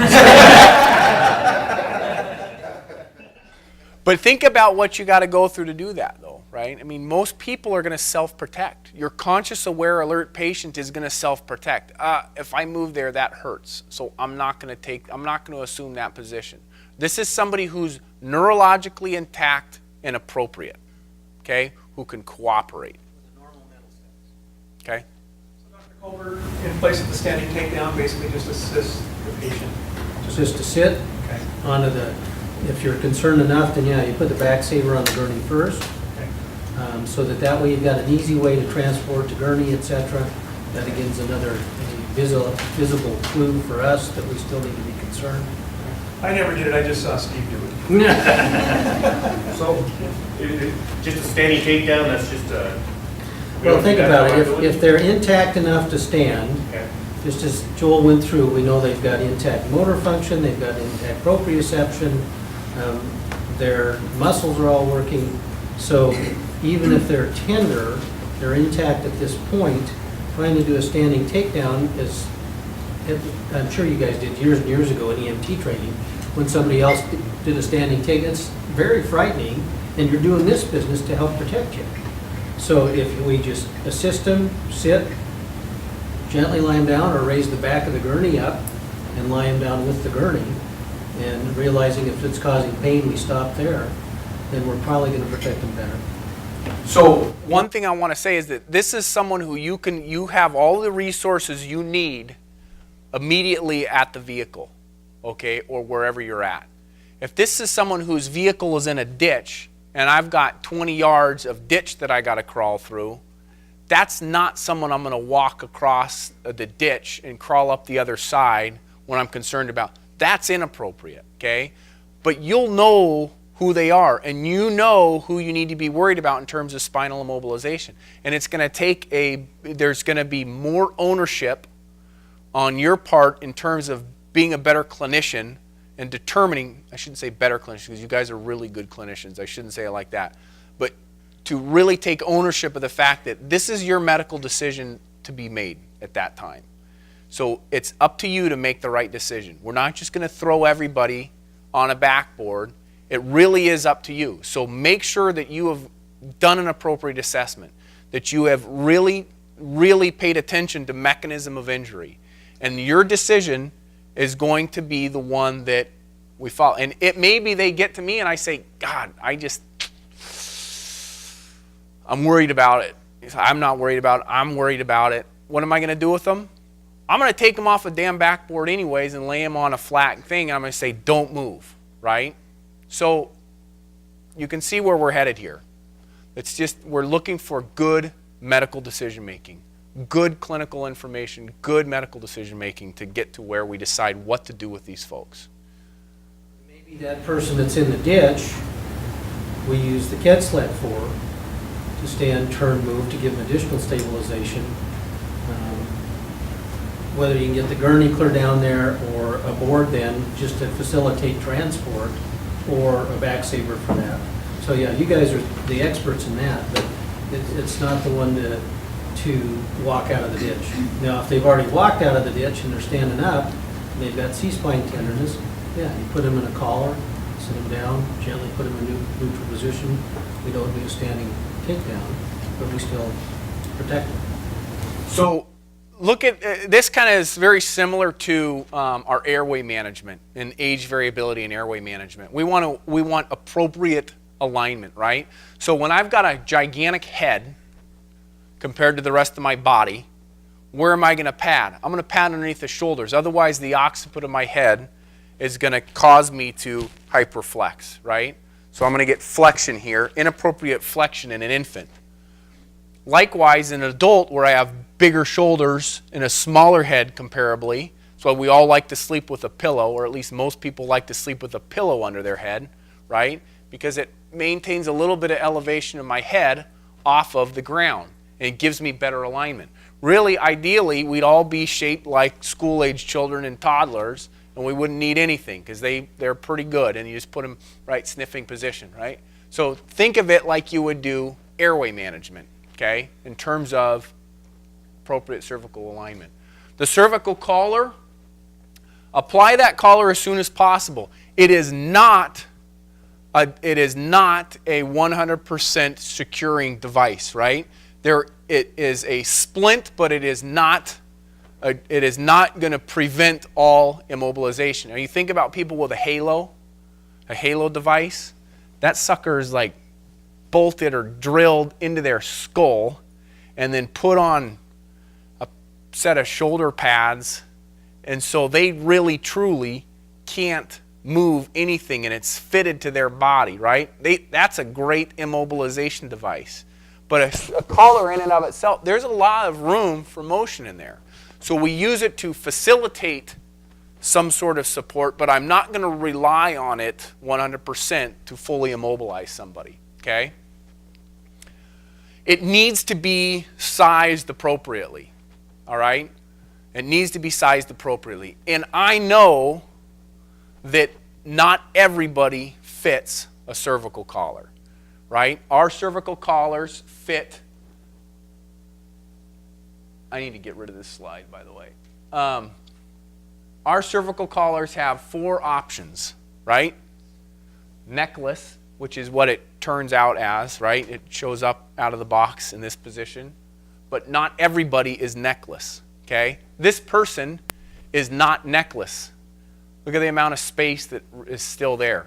This person, not necklace. There's space there. This person, there's space. Even the nice, fancy pieces of junk in the ER, right, aren't always placed appropriately, okay?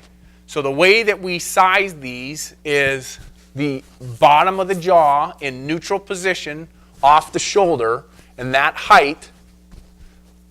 So I'm about 4 fingers from the top of my shoulder to the bottom of my jaw. So I need that space, corresponding space, when I size the collar, okay? And you can see that measurement here. Yeah. One thing I have just for folks, and I try and remind people if I work with them, but the collar on the left, you see that 90-degree turn that the collar makes? Right here. Yeah, I found that it fits a lot better with the patients if you take that and fold it back so that it actually curves with somebody's shoulders. Yeah, as opposed to being a Right. 90-degree right here. Because otherwise it either digs Spin in that or out. you can't get it tight. And I think that's a lot of what the problem is that this is not designed, this is not intended to be there for a long period of time. It's a temporary device, right? The ones that are intended to be there for a long time, we talked about halos, but even Miami J's are much more padded, much better in terms of comfort, etc. This is a temporary device, but it plays an important role. And we need to make sure we size it appropriately. It's the best tool for that. We're not going to get, like, for the amount that these get tossed, it would be very unresponsible for us, particularly those of us that are public agency, to be spending that kind of money on something that gets tossed at the end of the transport, right? So it's the best option for that short-term treatment. Well, I'd make another argument. This has been a pet peeve of mine for some time, and many of you might have experienced me grabbing you by the shoulders and come in here and fix this collar. Because close to 100% of the patients we get that arrive in a collar are in the no-neck position. And I've probably got, these are my photos, I've probably got 30 of them on my phone, which aren't at all even close to the ones I've seen. And it's not a matter of not fitting it right, it's a matter of not fitting it at all. And it's just We're lazy, okay? You stick them in the collar and you think they're done. But this patient on the left with that much gap, he can probably turn 45 degrees to the side. So especially with this new protocol, when we're not putting them on a backboard with the assistance of a headbed and tape, if we're going to be doing this right, we're concerned about their cervical spine, we have a tool. It's not perfect by any means, but it works well. But you got to fit it for it to do its job. So to come in having it in a no-neck position in a kid with a 10-inch neck, where he's doing this business, is totally wrong. There's a body of, I won't call it literature, I'll call it a body of opinion that's recently raised its head with regards to the return of the soft collars versus the rigid collars. I was wondering if either of you had a thought on that. They're great for costumes, in my opinion. But that's about it.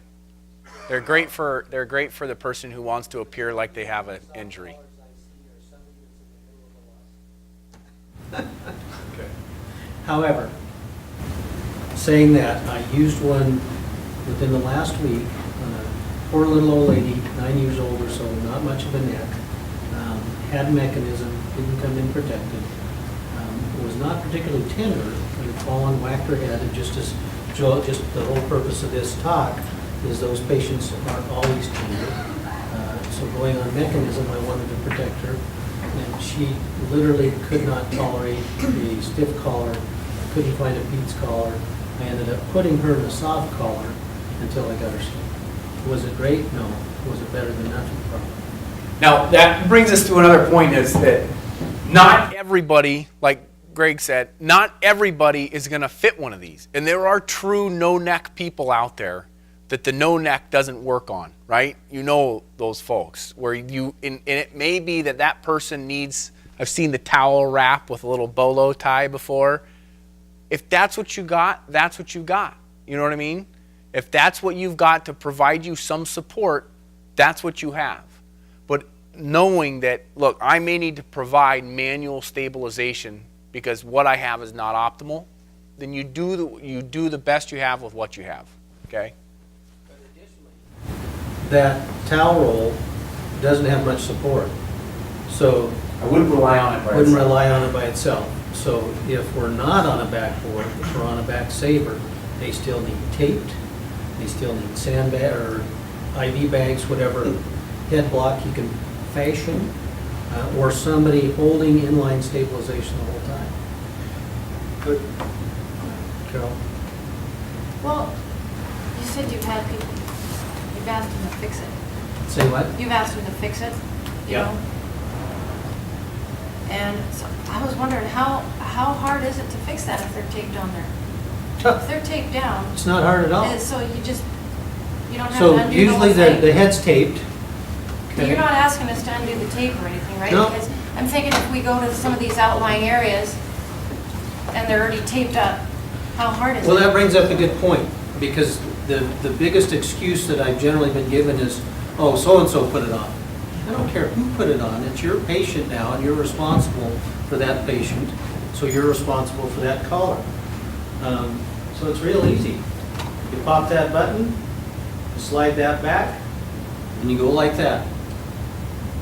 Making sure, just as we were talking about, I've just never tried it while they're wearing it.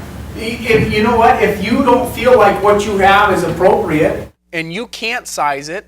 It may be that someone holds a manual inline stabilization like you would loosen a collar for an airway, because we're not going to rely on the collar itself during intubation, right? You still need manual inline stabilization.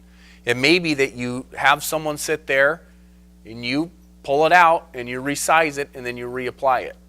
But I wouldn't just be like, hey, lift up your head for me. Switch it out, slip it back in there. well, and this is key, and oftentimes it's somewhat cattywampus or whatever, so yeah, you undo it. If you need to have somebody hold inline, I'll reach my hand back and I'll push this back out of the way. I'll try and settle it down on the trapezius and collarbone area as I expand it and get it up to the chin where it's firm but not hyperextending them, and then reattach it. Not uncommonly, it's also related to big guys in that you don't have enough Velcro. So you get it swung around, and if you're in midline position with the chin piece, it won't quite reach, or you only have maybe an inch for the Velcro. Take some good tape, go clear back on the back plastic part, get it attached with the Velcro, and then you come clear around over to this side. So there's ways to do it, but the key is, if you're going to rely on it, it's got to be fit right. Again, we're doing the best with the tool that we have. When we do secure them to the backboard with the tape, the headbed tape, I think people are afraid to actually put the tape on people's eyebrows. The bottom part of that tape needs to be down below that orbital area so that it has something to catch. Otherwise, as you notice, the tape just slides right off. Don't be afraid to completely cover the eyebrows, catch that orbital bone ridge right there, and it totally keeps them. And all you do is you just cut the tape right there and it just peels right off.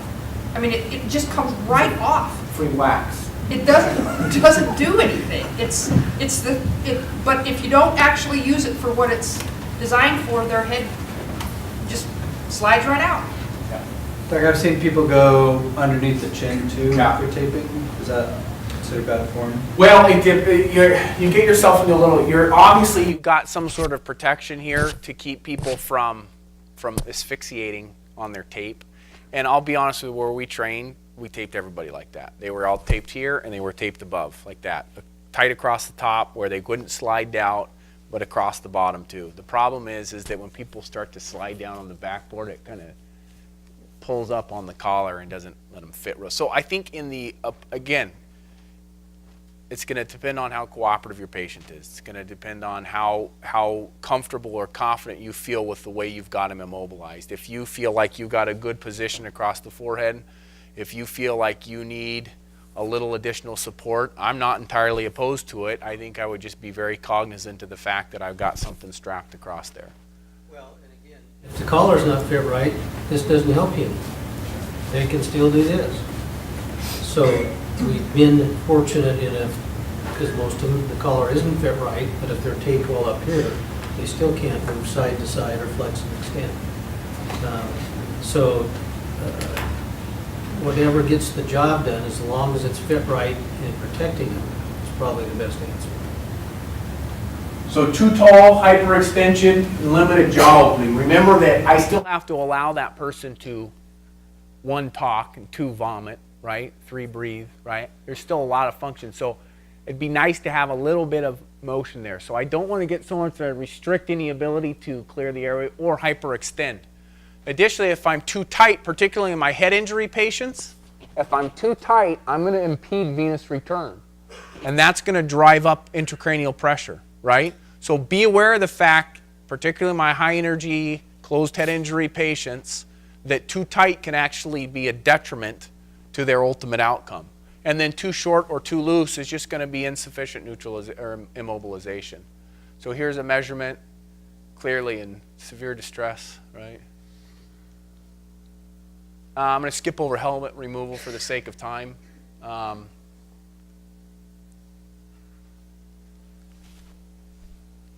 skip over that. Okay, the geriatric spine. I just want to go over this, and then we'll take a quick break, and then we'll talk about some of the evidence that's out there for spinal immobilization and the new protocol. So geriatric spine, we've already talked about this quite a bit. This is a very high-risk population. The C2 odontoid, so here's C2 and that odontoid. This is a type 1, which is stable. Type 2 and types 3, which are unstable cervical spine fractures, okay? And again, it's that pin in a wheel, and when that wheel gets sticky and I get a thin bone, quick rotational movement will shear that pin at its base, okay? Very, very dangerous potentially. So here's some evidence. And And this was a study done at a single institution where they took 149 consecutive patients 65 years or older and looked at 225 cervical spine injuries. So several of the 149 patients had more than one layer or one level injury, okay? That's why there's more spine injuries than there are people. Some of them had more than one, okay? And they wanted to look at the mechanism of injury for these cervical spine fractures. Main cause was motor vehicle accidents in the young elderly and falls from standing or a seated height in the old elderly. How'd you like to be called old elderly? That's pretty, you're old elderly. And patients older than 75 years, independent of mechanism, who fell from a standing height were more likely to have upper cervical spine injury. So that high cervical spine injury in the ground level fall in 65 years and older, and particularly 75 and older, are a high risk mechanism in that patient population. And again, assessing mechanism of injury is an important part of how we apply this protocol. So there's age variability in what our threshold is, okay? And there's good evidence to support this. Here's another study. This is a 5-year experience from a single trauma institution looking at geriatric C-spine fractures. Ground level falls not only cause isolated C-spine fractures, but also lead to other significant injuries with increased intracranial pressure as the most common one in geriatric patients. So not only do they have high energy mechanism, a lot of them can have intracranial hemorrhage, which will complicate our ability to appropriately assess these people. So advanced age, ground level falls, high risk. And you're going to see that we emphasize that in the last tier of our new flow sheet, that age 65, ground level fall, trauma above the clavicles, spinal motion restriction, regardless of pain, regardless of neurologic exam, okay? And then we're going to talk about backboards, okay? But let's take a quick break, and then we'll get into it, okay?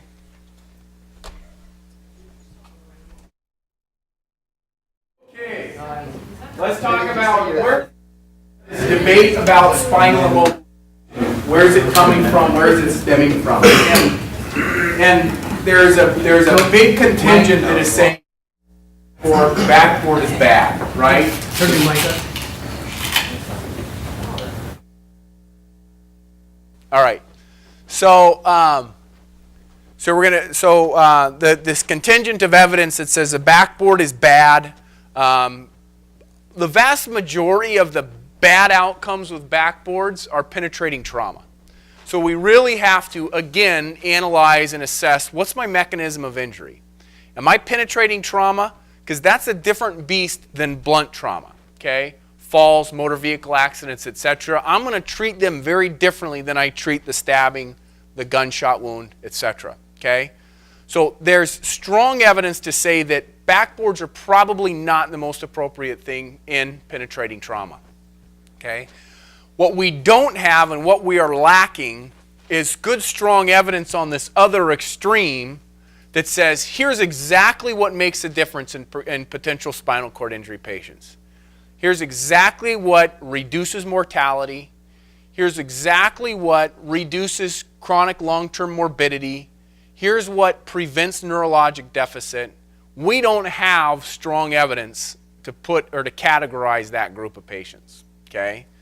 What we have is this middle ground of relatively mediocre data to say spinal immobilization with a backboard immobilizes people, but not always gives us good outcomes, okay? I mean, one study that people frequently like to cite who are on this contingent of backboards are evil is the study they did in, was it Indonesia or something like that, where they looked at blunt trauma, motor vehicle accident people with an intact, robust, or with a with no EMS system in place, where people go to the ER by private vehicle, and compared it to an urban U.S. population with a robust EMS system. And they said, well, people with trauma in that developing nation with no EMS system have less neurologic deficit and spinal cord injury than people in a urban strong, robust EMS system. Therefore, backboards are bad, right? Because people who show up by private vehicle do better than people who show up by EMS. And EMS puts all these people on backboards. One, that's a lousy study. I got two separate cohort populations which are not controlled. You can't make evidence-based decisions off that. You can make inferences off of that, and it's interesting, and we should be aware of the fact that it's there, but I'm not going to change practice based on a study like that, right? Somehow that study in particular tends to show up all the time. But there's a lot of other studies that say, look, backboards are bad, backboards are evil, blah, blah, blah, blah. So what we want is strong evidence to say, here's what you do to reduce mortality, okay? There's a Cochrane review, meaning they take studies, they take a specific group of robust studies, they collect all of them, or a systematic review of the literature, or meta-analysis is another term for this type of study. They take a bunch of studies, they say, we want to look at all the best evidence, we're going to compare all the data from multiple studies, and we're going to make a recommendation based on that. So we're going to take all of the data that exists that we think is good, and we're going to make some good, reliable decision points about what we should do based on that. And it'll be strength of, or level of evidence will be A if it's really good, B if it's decent, C if it's mediocre, right? That's where we get things like aspirin in MI, level A recommendation, right? We know that giving aspirin reduces mortality and the setting of acute coronary syndromes. We know it does. There's lots of good evidence that's been done that supports it. That's a level A recommendation. So they try to do this same thing. And so they said, Kwan, Bunn, Roberts did a Cochrane review in 2009 to quantify the effect of different methods of spinal immobilization, including non-immobilization, on mortality, neurologic disability, spinal stability, and adverse effects on trauma patients, right? So they took and reviewed randomized controlled trials, which are good quality studies, or prospective, meaning we're going to study this and then you study, not I'm going to look at what data I might have left over or lying around and make a study out of it. It's not as good as a prospective study. Randomized on trauma patients with suspected spinal cord injury. Not healthy volunteers who you lay down on a backboard and say, does it hurt when I put you on a backboard? And when I jostle it, how much do you wiggle? Right? That's not a trauma patient. That's a healthy volunteer. Okay? So what I want is the best evidence that we can make a decision. So they reviewed 4,453 charts or papers, right? And they did not find any high-quality studies that could give them any information. So what we know is we don't have evidence to support what is best. We know what's bad, but I don't have the gold standard defined for me. Okay? Make sense? Pre-hospital spinal mobilization for penetrating trauma. This is another meta-analysis, and it's looking at just penetrating trauma. Okay? And what they want to look at is what is the incidence of unstable spine fracture and spinal cord injury in the penetrating trauma patient? What is the natural history of the spinal cord injury? Does a neurologic deficit worsen over time with or without spinal immobilization? Is spinal immobilization necessary in the case of penetrating trauma?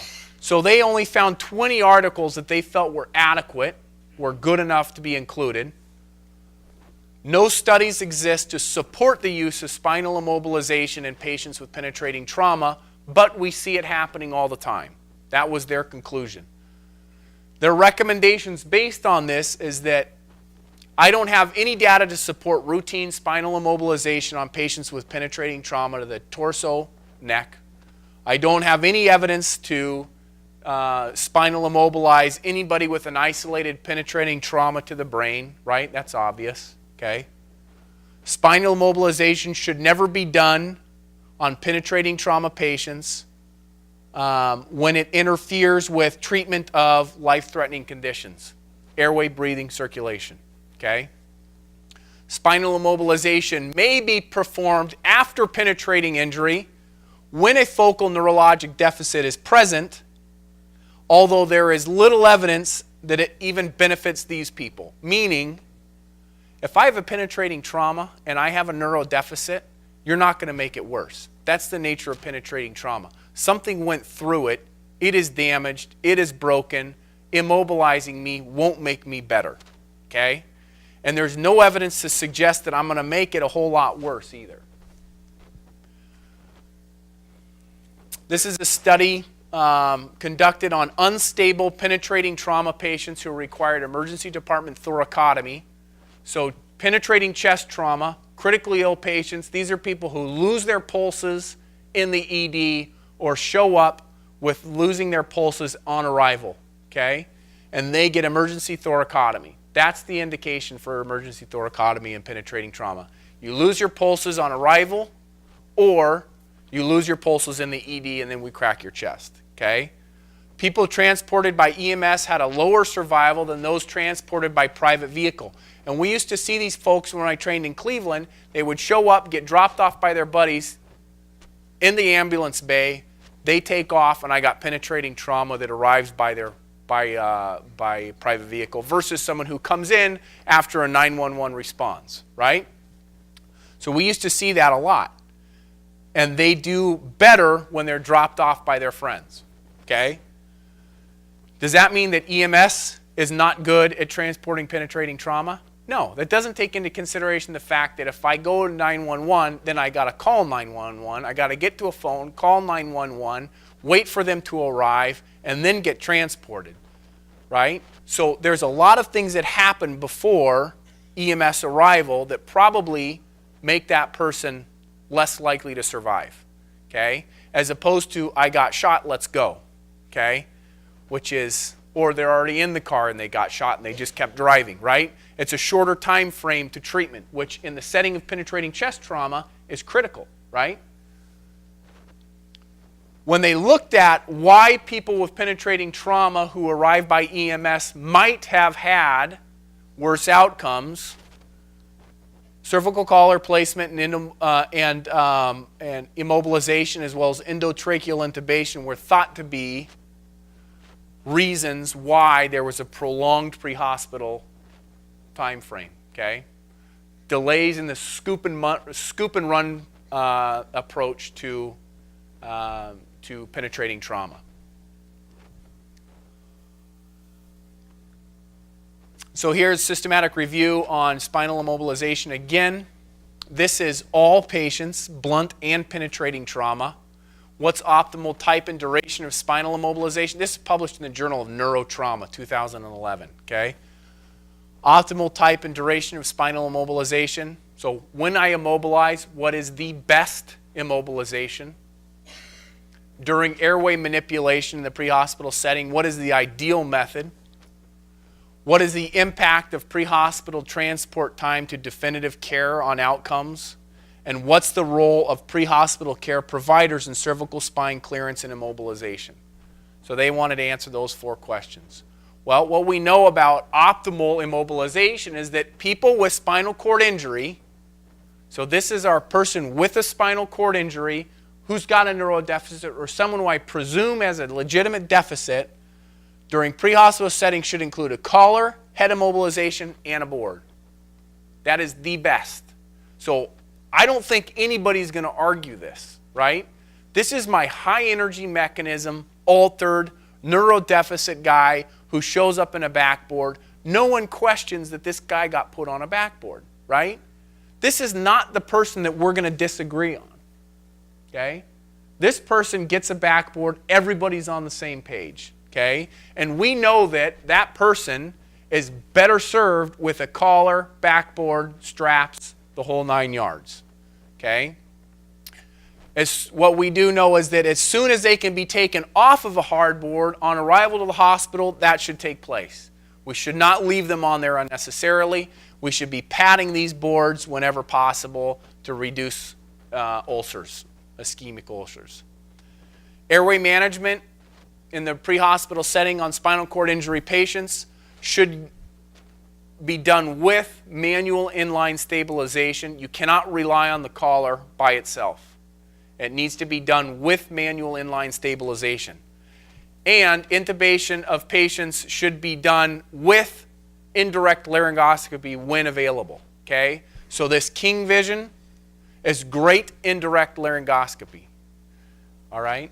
If you have it available, get comfortable with it. This is a population to use it on. I'm worried about spinal cord injury. I'm going to use indirect laryngoscopy because I get less manipulation of the cervical spine. Does that make sense? Get them to a definitive care within 24 hours. This really does not apply a lot to what we're doing because we typically can get them to definitive care within minutes, right? What's the role for a pre-hospital cervical spine clearance protocol? Emergency medical personnel in the pre-hospital setting can be trained to apply criteria to clear patients and immobilize patients suspected of spinal cord injury. And implementations of this recommendation will likely be impacted by regional variation in law and health policy. So in other words, we're leaving it up to you to determine what you want locally. We know that pre-hospital clearance protocols are effective in identifying the right patients, but we're going to leave it up to you on how to do it. Okay? Some of the key findings from this study: immobilization with board and collars and head between towels, foam wedges, etc., provide the most biomechanical immobilization. And the addition of the board to the cervical collar provided statistically significant more immobilization than a collar by itself.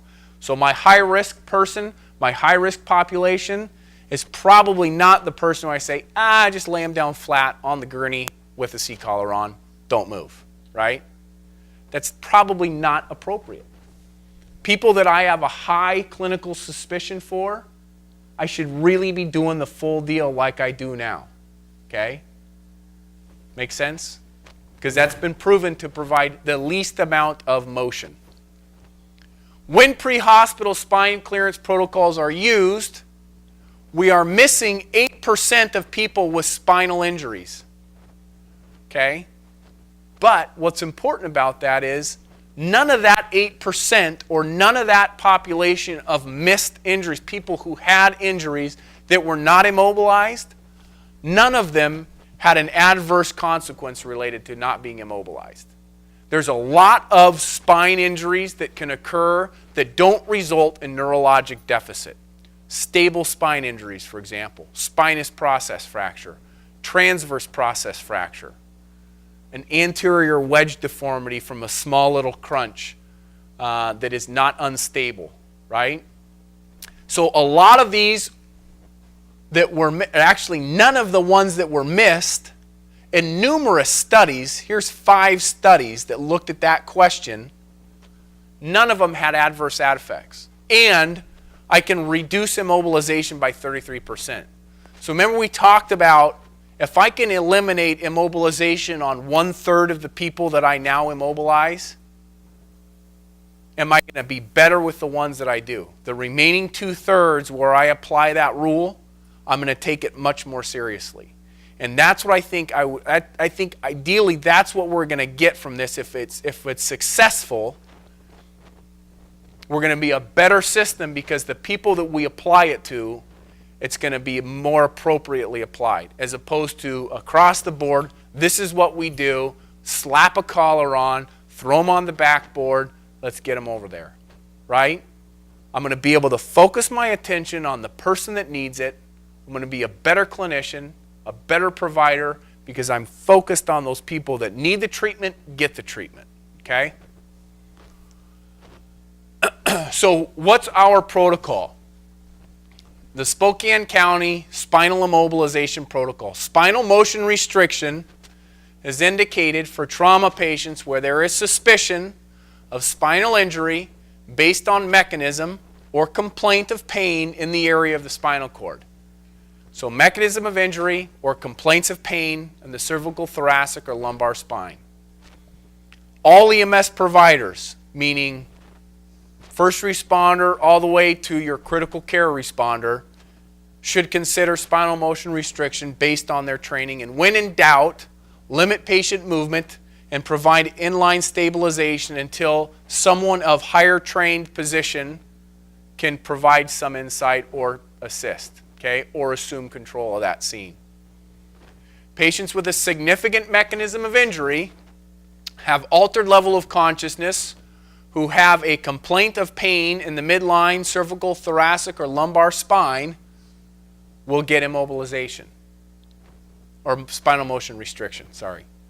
Patients with significant distracting injury who may not be able to fully participate and appreciate pain along their vertebral column should undergo spinal motion restriction.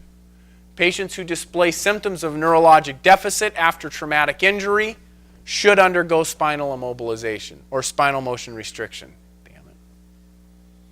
Back up to the second one. So again, we have to have a mechanism of injury for that spinal injury as well. So This is not my chronic back pain person. Right? Who says, I've had back pain for 10 years and my back pain's really bad today, right?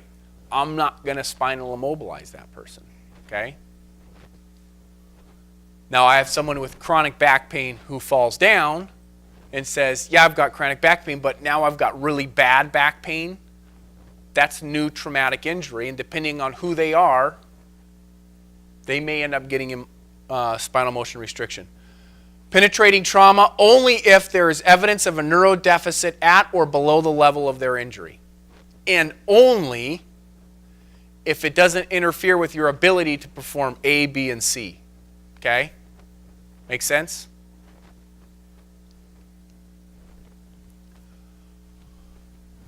For critical transport that require rapid ground transport, consider the application of partial immobilization to facilitate rapid loading.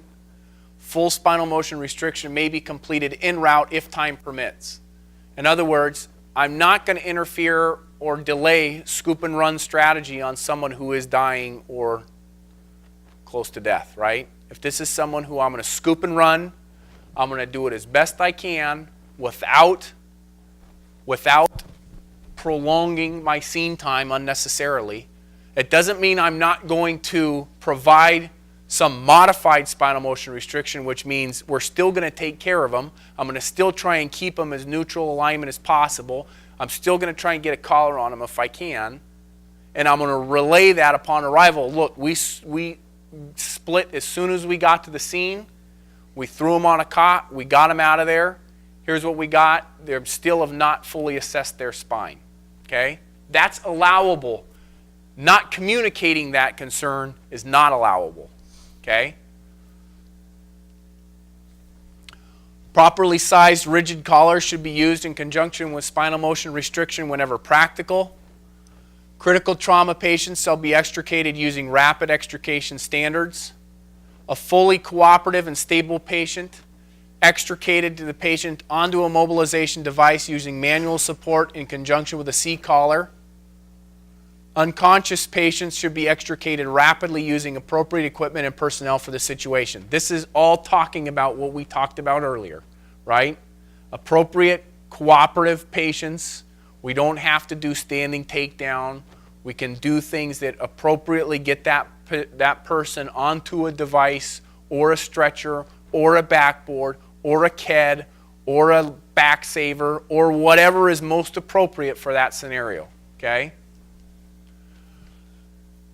Patient is conscious, alert, oriented, able to perceive pain, neurologically intact, and is not suffering from a distracting injury, which in the original articles of Nexus criteria, the Nexus spinal criteria where a lot of this is taken from, that's to determine who gets an x-ray of the spine, who gets imaging of the spine, not who has a fracture, who gets imaging of the spine.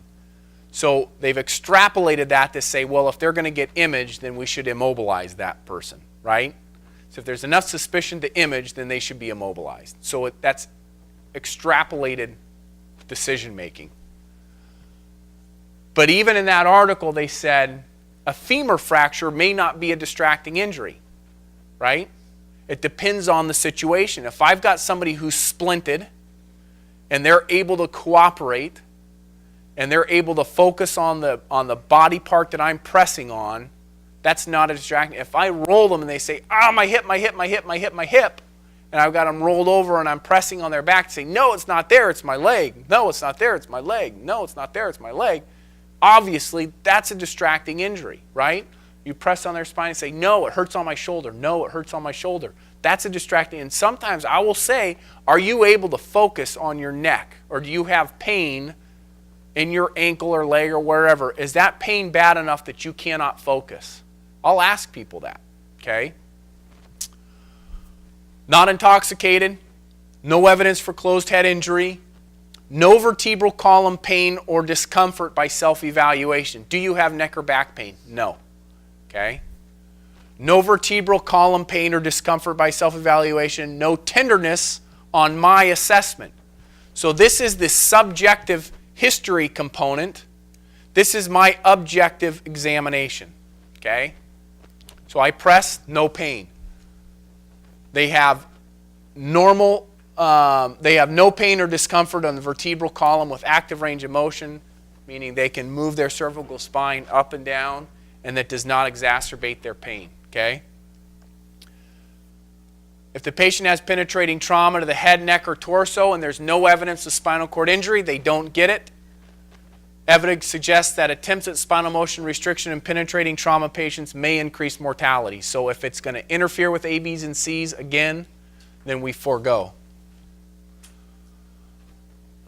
Spinal precautions may be maintained by the application of a rigid collar and securing the patient firmly to an EMS stretcher, and may be most appropriate for people who are ambulatory at the scene, people who are maybe transported for a protracted period of time, or people for whom a backboard is not otherwise indicated, which we talked about this more. This is in the meat of what we discussed as opposed to here. But the folks who have a contraindication to a backboard, or the folks where I can maintain spinal motion restriction in a low suspicion, low energy person who will lay flat with a collar on, okay?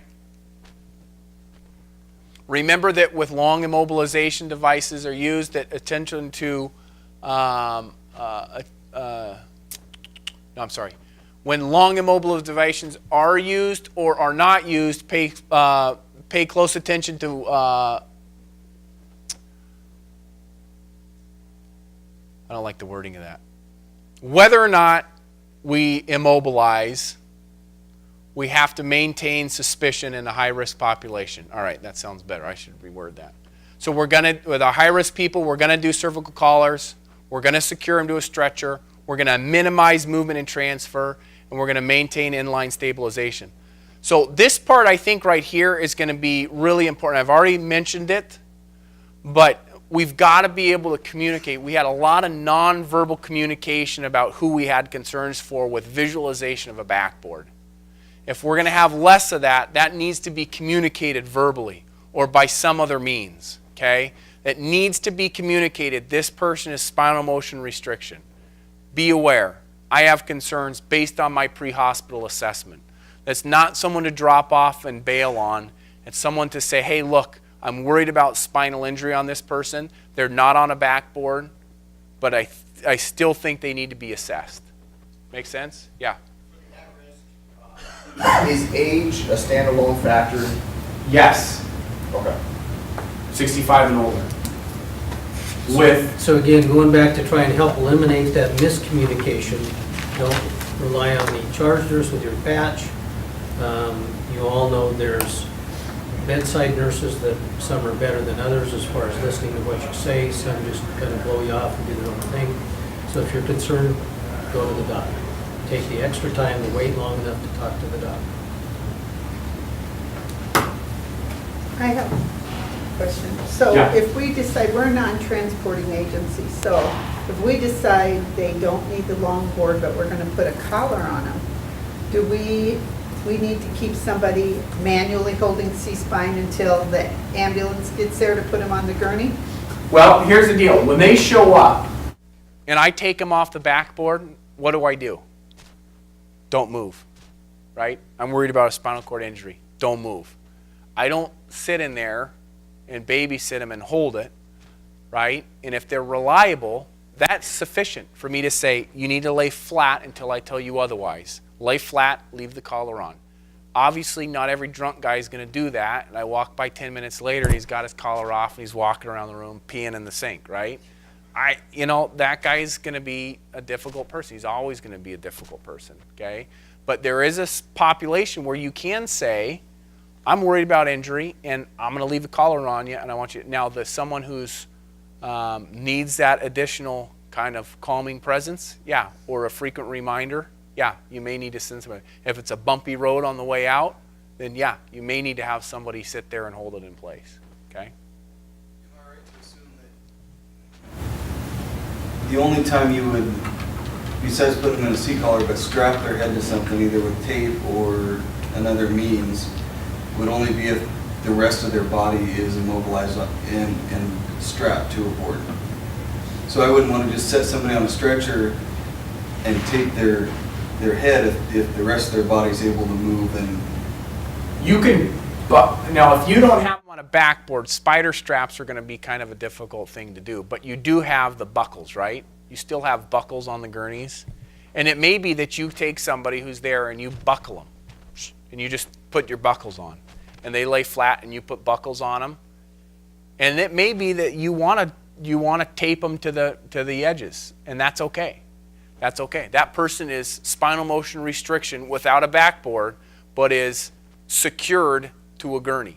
And that's appropriate. That's okay. What I would be cautious of is securing some guy's head who's combative and trying to roll all over the place like this, right? Because they might as well just be going like this the whole time, okay?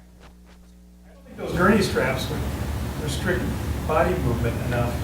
They won't restrict body movement enough for somebody who's combative, for somebody who's really altered. And that person, your best bet's probably going to be backboard, spider straps, the whole 9 yards. Even if you don't have a really high suspicion, but they won't cooperate, that may be the best thing for that person is to just... Collar as well as straps are mostly reminders. You've talked to him, said, I don't want you to move, here's why. I'm putting these things on to remind you. And of course, you're going to be with them until they're transported. And I would hope that I end up scanning less people with mid-thoracic pain because they sat on a backboard for 20 minutes and now they have mid-thoracic pain from where their spinal processes are pressing on a hard backboard. Well, we'd stand to scan less people because of this, because they were actually comfortable, had an ability to kind of decompress, and are getting assessed in a timely fashion without adding some sort of discomfort and fear of immobilization when I can maintain that immobilization appropriately otherwise. You know what I mean? Again, communication, and it may be that you have to say, I'm not moving this person from here to there until you give me a slider because I'm worried about spinal injury. Well, how come they're not on a backboard? Because they haven't moved an inch since I put them on this, because I've maintained neutral position throughout transport, but I'm not about to make the high-risk move from here to there without some sort of device, okay? That needs to be communicated, and until they hit that bed, they're your responsibility, right? I mean, you got to take ownership of that transition over. It's a shared responsibility, but the reality is you want to be the one who's in control of that. Right? When I turn something over to somebody else, I want to be in control of that transition. Okay? It's not a benign procedure. We're assuming total control of a patient's airway if we decide to immobilize them. Be cognizant for pressure ulcers and tissue ischemia. Be cautious of that person with spinal cord deformity or chronic spinal deformities, scoliosis, kyphosis. Some of these people need to be additional padding, right? My kyphotic little lady might need a couple of pillows. If you need to borrow some pillows from her house, so be it, right? You got to pad that person appropriately to get them to a position where it's best in their best interest. And if I can't fit a cervical collar appropriately, then I need to come up with some other means to provide that appropriate stabilization. So here is the protocol, and it doesn't say big backboard right here, right? It used to say backboard and all arrows pointed towards the backboard, and I think it was frustrating for a lot of folks. But I think this is a simplified version, not a whole lot different, to be honest with you. There's a few tweaks, but I think it's a simplified version. Obviously, critical mechanism of injury, multiple trauma, ejection, long falls, direct spinal trauma, spinal motion restriction. Okay? We don't even try and clear high energy mechanism. We just appropriately immobilize based on mechanism of injury alone. Okay? Moderate mechanism of injury, low speed multi-vehicle collisions, ground level trauma, ground level falls, minor trauma, violence, assault, etc. Well, I'm going to get my exam. Are they alert? Are they intoxicated? Do they have distracting injuries or a significant language barrier that limits my ability to appropriately assess that person? Right? That's question number one. Two more things go to that same category. Pediatrics, and not only intoxicants, but those patients that aren't mentally able to cooperate or give you a history, whether that's dementia, whether that's our unfortunate folks at Lakeland Village. So those two are in the same category there. After that, a neuro exam. Okay? Are you, and we talked about the importance of a good neuro exam. It's not just MSPs, CSMs. It's not your ho-hum, half-assed neuro exam. It's a good neuro exam on people that I have concern enough to apply a spinal immobilization protocol. It's a reasonable exam, okay? Do I have motor or sensory deficit? Or do I have a normal motor or sensory exam? Yes. That makes it sound like deficit. So no, then I go over here, right? Do I have tenderness on exam? Do I have deformity? Do I have pain with movement? Yes, I go over here. If everything's normal, I go down. Okay? Am I greater than 65 years old without injury above the clavicles? Yes, then I can transport in a position of comfort. If I am 65 years old and I have injury above the clavicles, I move over to spinal motion restriction. Both of these, we're going to take in mind, the asterisk here is for those people with chronic spinal deformities, okay? That we have to take that into consideration for position of comfort on both of those, okay? And spinal motion restriction. Yeah, go ahead. Is your age strict based upon the research, or do you look at the person and say, this is a 35-year-old who is 70, or this is a 90, or maybe not so extreme, 80-year-old who is really, really healthy and strong? Still by age, because their bones might not be in. What about you? I would err on the side of caution with somebody who's on chronic steroids. If I got a 55-year-old COPD or who's on chronic steroids, or I have this, someone who's got cancer with metastatic disease to the spine, or I have other, then I would lower that threshold. I don't think I would ever raise the threshold. I don't think I would go above 65 regardless of who they are. But I would consider dropping it based on whether or not they're 50 going on 80. You know what I mean? Appears older than stated age. What would your minimal, decent exam, neurological exam? Tell me what you do. I do grab my hands, squeeze tight, pull towards you, push towards me. Right? If I've got a little more suspicion, I just have them bring your arms up, push them down, up, down, right? And then I does this feel equal on both sides? Does this feel equal? I don't do it in the fingertips. I do it up high, kind of in the forearm or arm. Does this feel equal on both sides? Do you have discrepancy there? And then in the legs, I say plantar flex, dorsiflex, lift your leg. And when I'm having them lift the leg, I actually feel underneath the other one because you get unintentional extension. but you can test extension while you're testing elevation. So I say lift your leg, and I can test flexion extension on both sides when I do that. And then I feel, does this feel the same on both sides? Does this feel the same on both sides? And then I document just what I did. Hand grip, flexion extension, plantar flexion, dorsiflexion, leg elevation, intact, equal, without apparent sensory discrepancy to light touch, meaning, or lateralizing neurologic deficit. It tends to be, my neural exam tends to be a little wordy, to be honest with you. And if I'm worried about somebody, a significant concern, then I do reflexes, and I'll do things like look for sustained clonus, and I'll do much more detailed exam. But my basic bare minimum, neural exam, hand grip, flexion, extend. This follows, my primary survey is quick, right? Airway, breathing, circulation. If you say F you, then that's airways intact, right?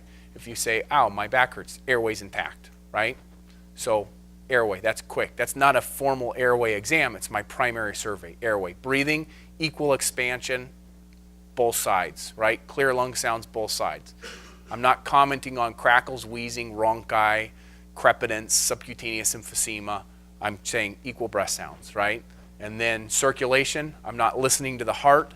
I'm checking distal pulses, radial, DP pulses, equal and symmetric, femoral pulses, equal and symmetric, right? That's ABC. My neural part of that is ANO, GCS of 15, and I like them to do, give me a thumbs up, wiggle your toes. And that gives me my very brief cervical, sacral assessment, and then I move on. Then when I go back, and it may be that if I got a trauma and I'm moving, that's all I got done, right? If I'm you and I'm moving and I'm scoop and run, that's what I got assessed. But that's all that I document that I assessed. I got thumbs up on both sides. I had flexion and hand grip on both sides. I wouldn't say that they were equal because I didn't actually have them squeeze my fingers. But I would say I got symmetric hand movement on both sides, and I had equal movement in the toes. But I might even go so far as to say that this is a brief exam, not detailed, limited to motion.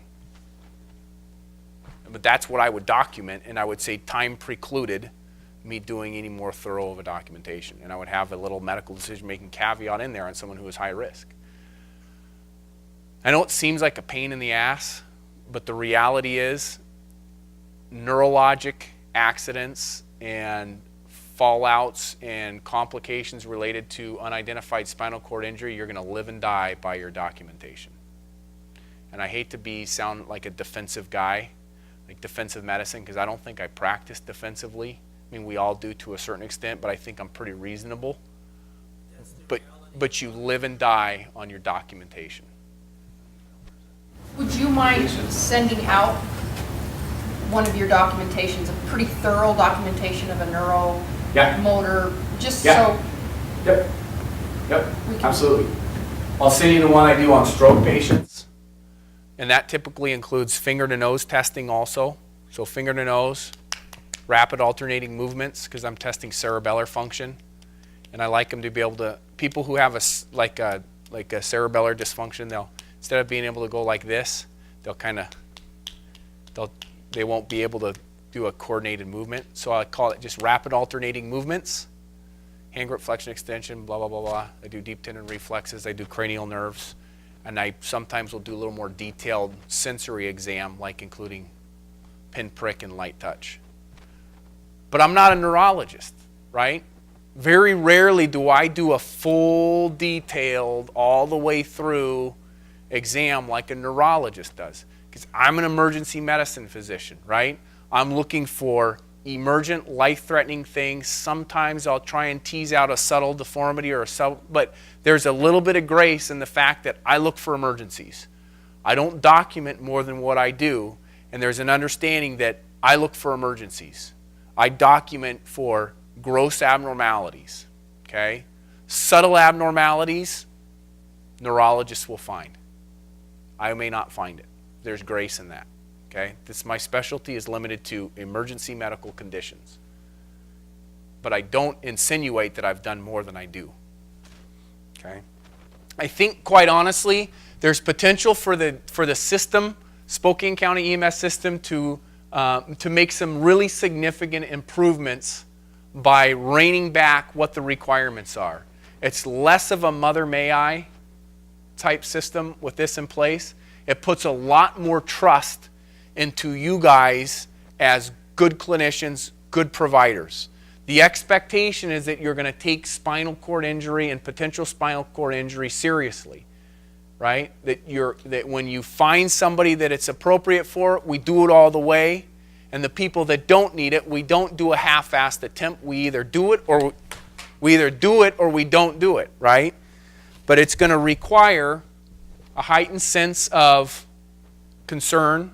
It's going to require a more thorough examination and, quite honestly, a little bit more focus and attention to detail, right? But it's going to make your life easier in the fact that we shouldn't be immobilizing everybody, okay? And it's not a license to not immobilize.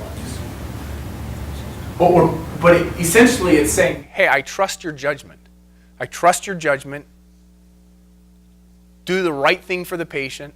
The thing that's going to get us in trouble with this, and the thing that the thing that is going to get us in trouble is going to be apathy and laziness. Someone who approaches this in an apathetic attitude or is more concerned about the fact that they're inconvenienced by this than they are about the patient's injury or a potential injury. That's what's going to get us in trouble. That attitude will ruin this, okay? And it's going to end up being trauma fallouts, and we're going to have to come back and say, hey, maybe this protocol isn't going to work. Maybe we're going to have to go back to immobilizing everybody, okay? But I think there's good, strong evidence to say that when this is done right and appropriate, it's better for you and it's better for patients, okay? Any questions? The nice thing also about having Dr. Culver here and having multiple agencies at these meetings, this is the fourth one for the month, and there's been excellent representation from lots of different agencies, because that's what it's going to be like in the field. And I want everybody to be on the same page with a common message so that you can have a reasonable discussion about what the next best thing is. And if there is discrepancy or disagreement, I would err on the more conservative approach. If someone says, I don't think we got to immobilize him, somebody says, I would really like to immobilize him on a backboard, put him on a damn backboard, okay? We should default to the more conservative care, okay? Reasonable? Any questions? Thanks for coming. Thanks, sir. Yep, my pleasure.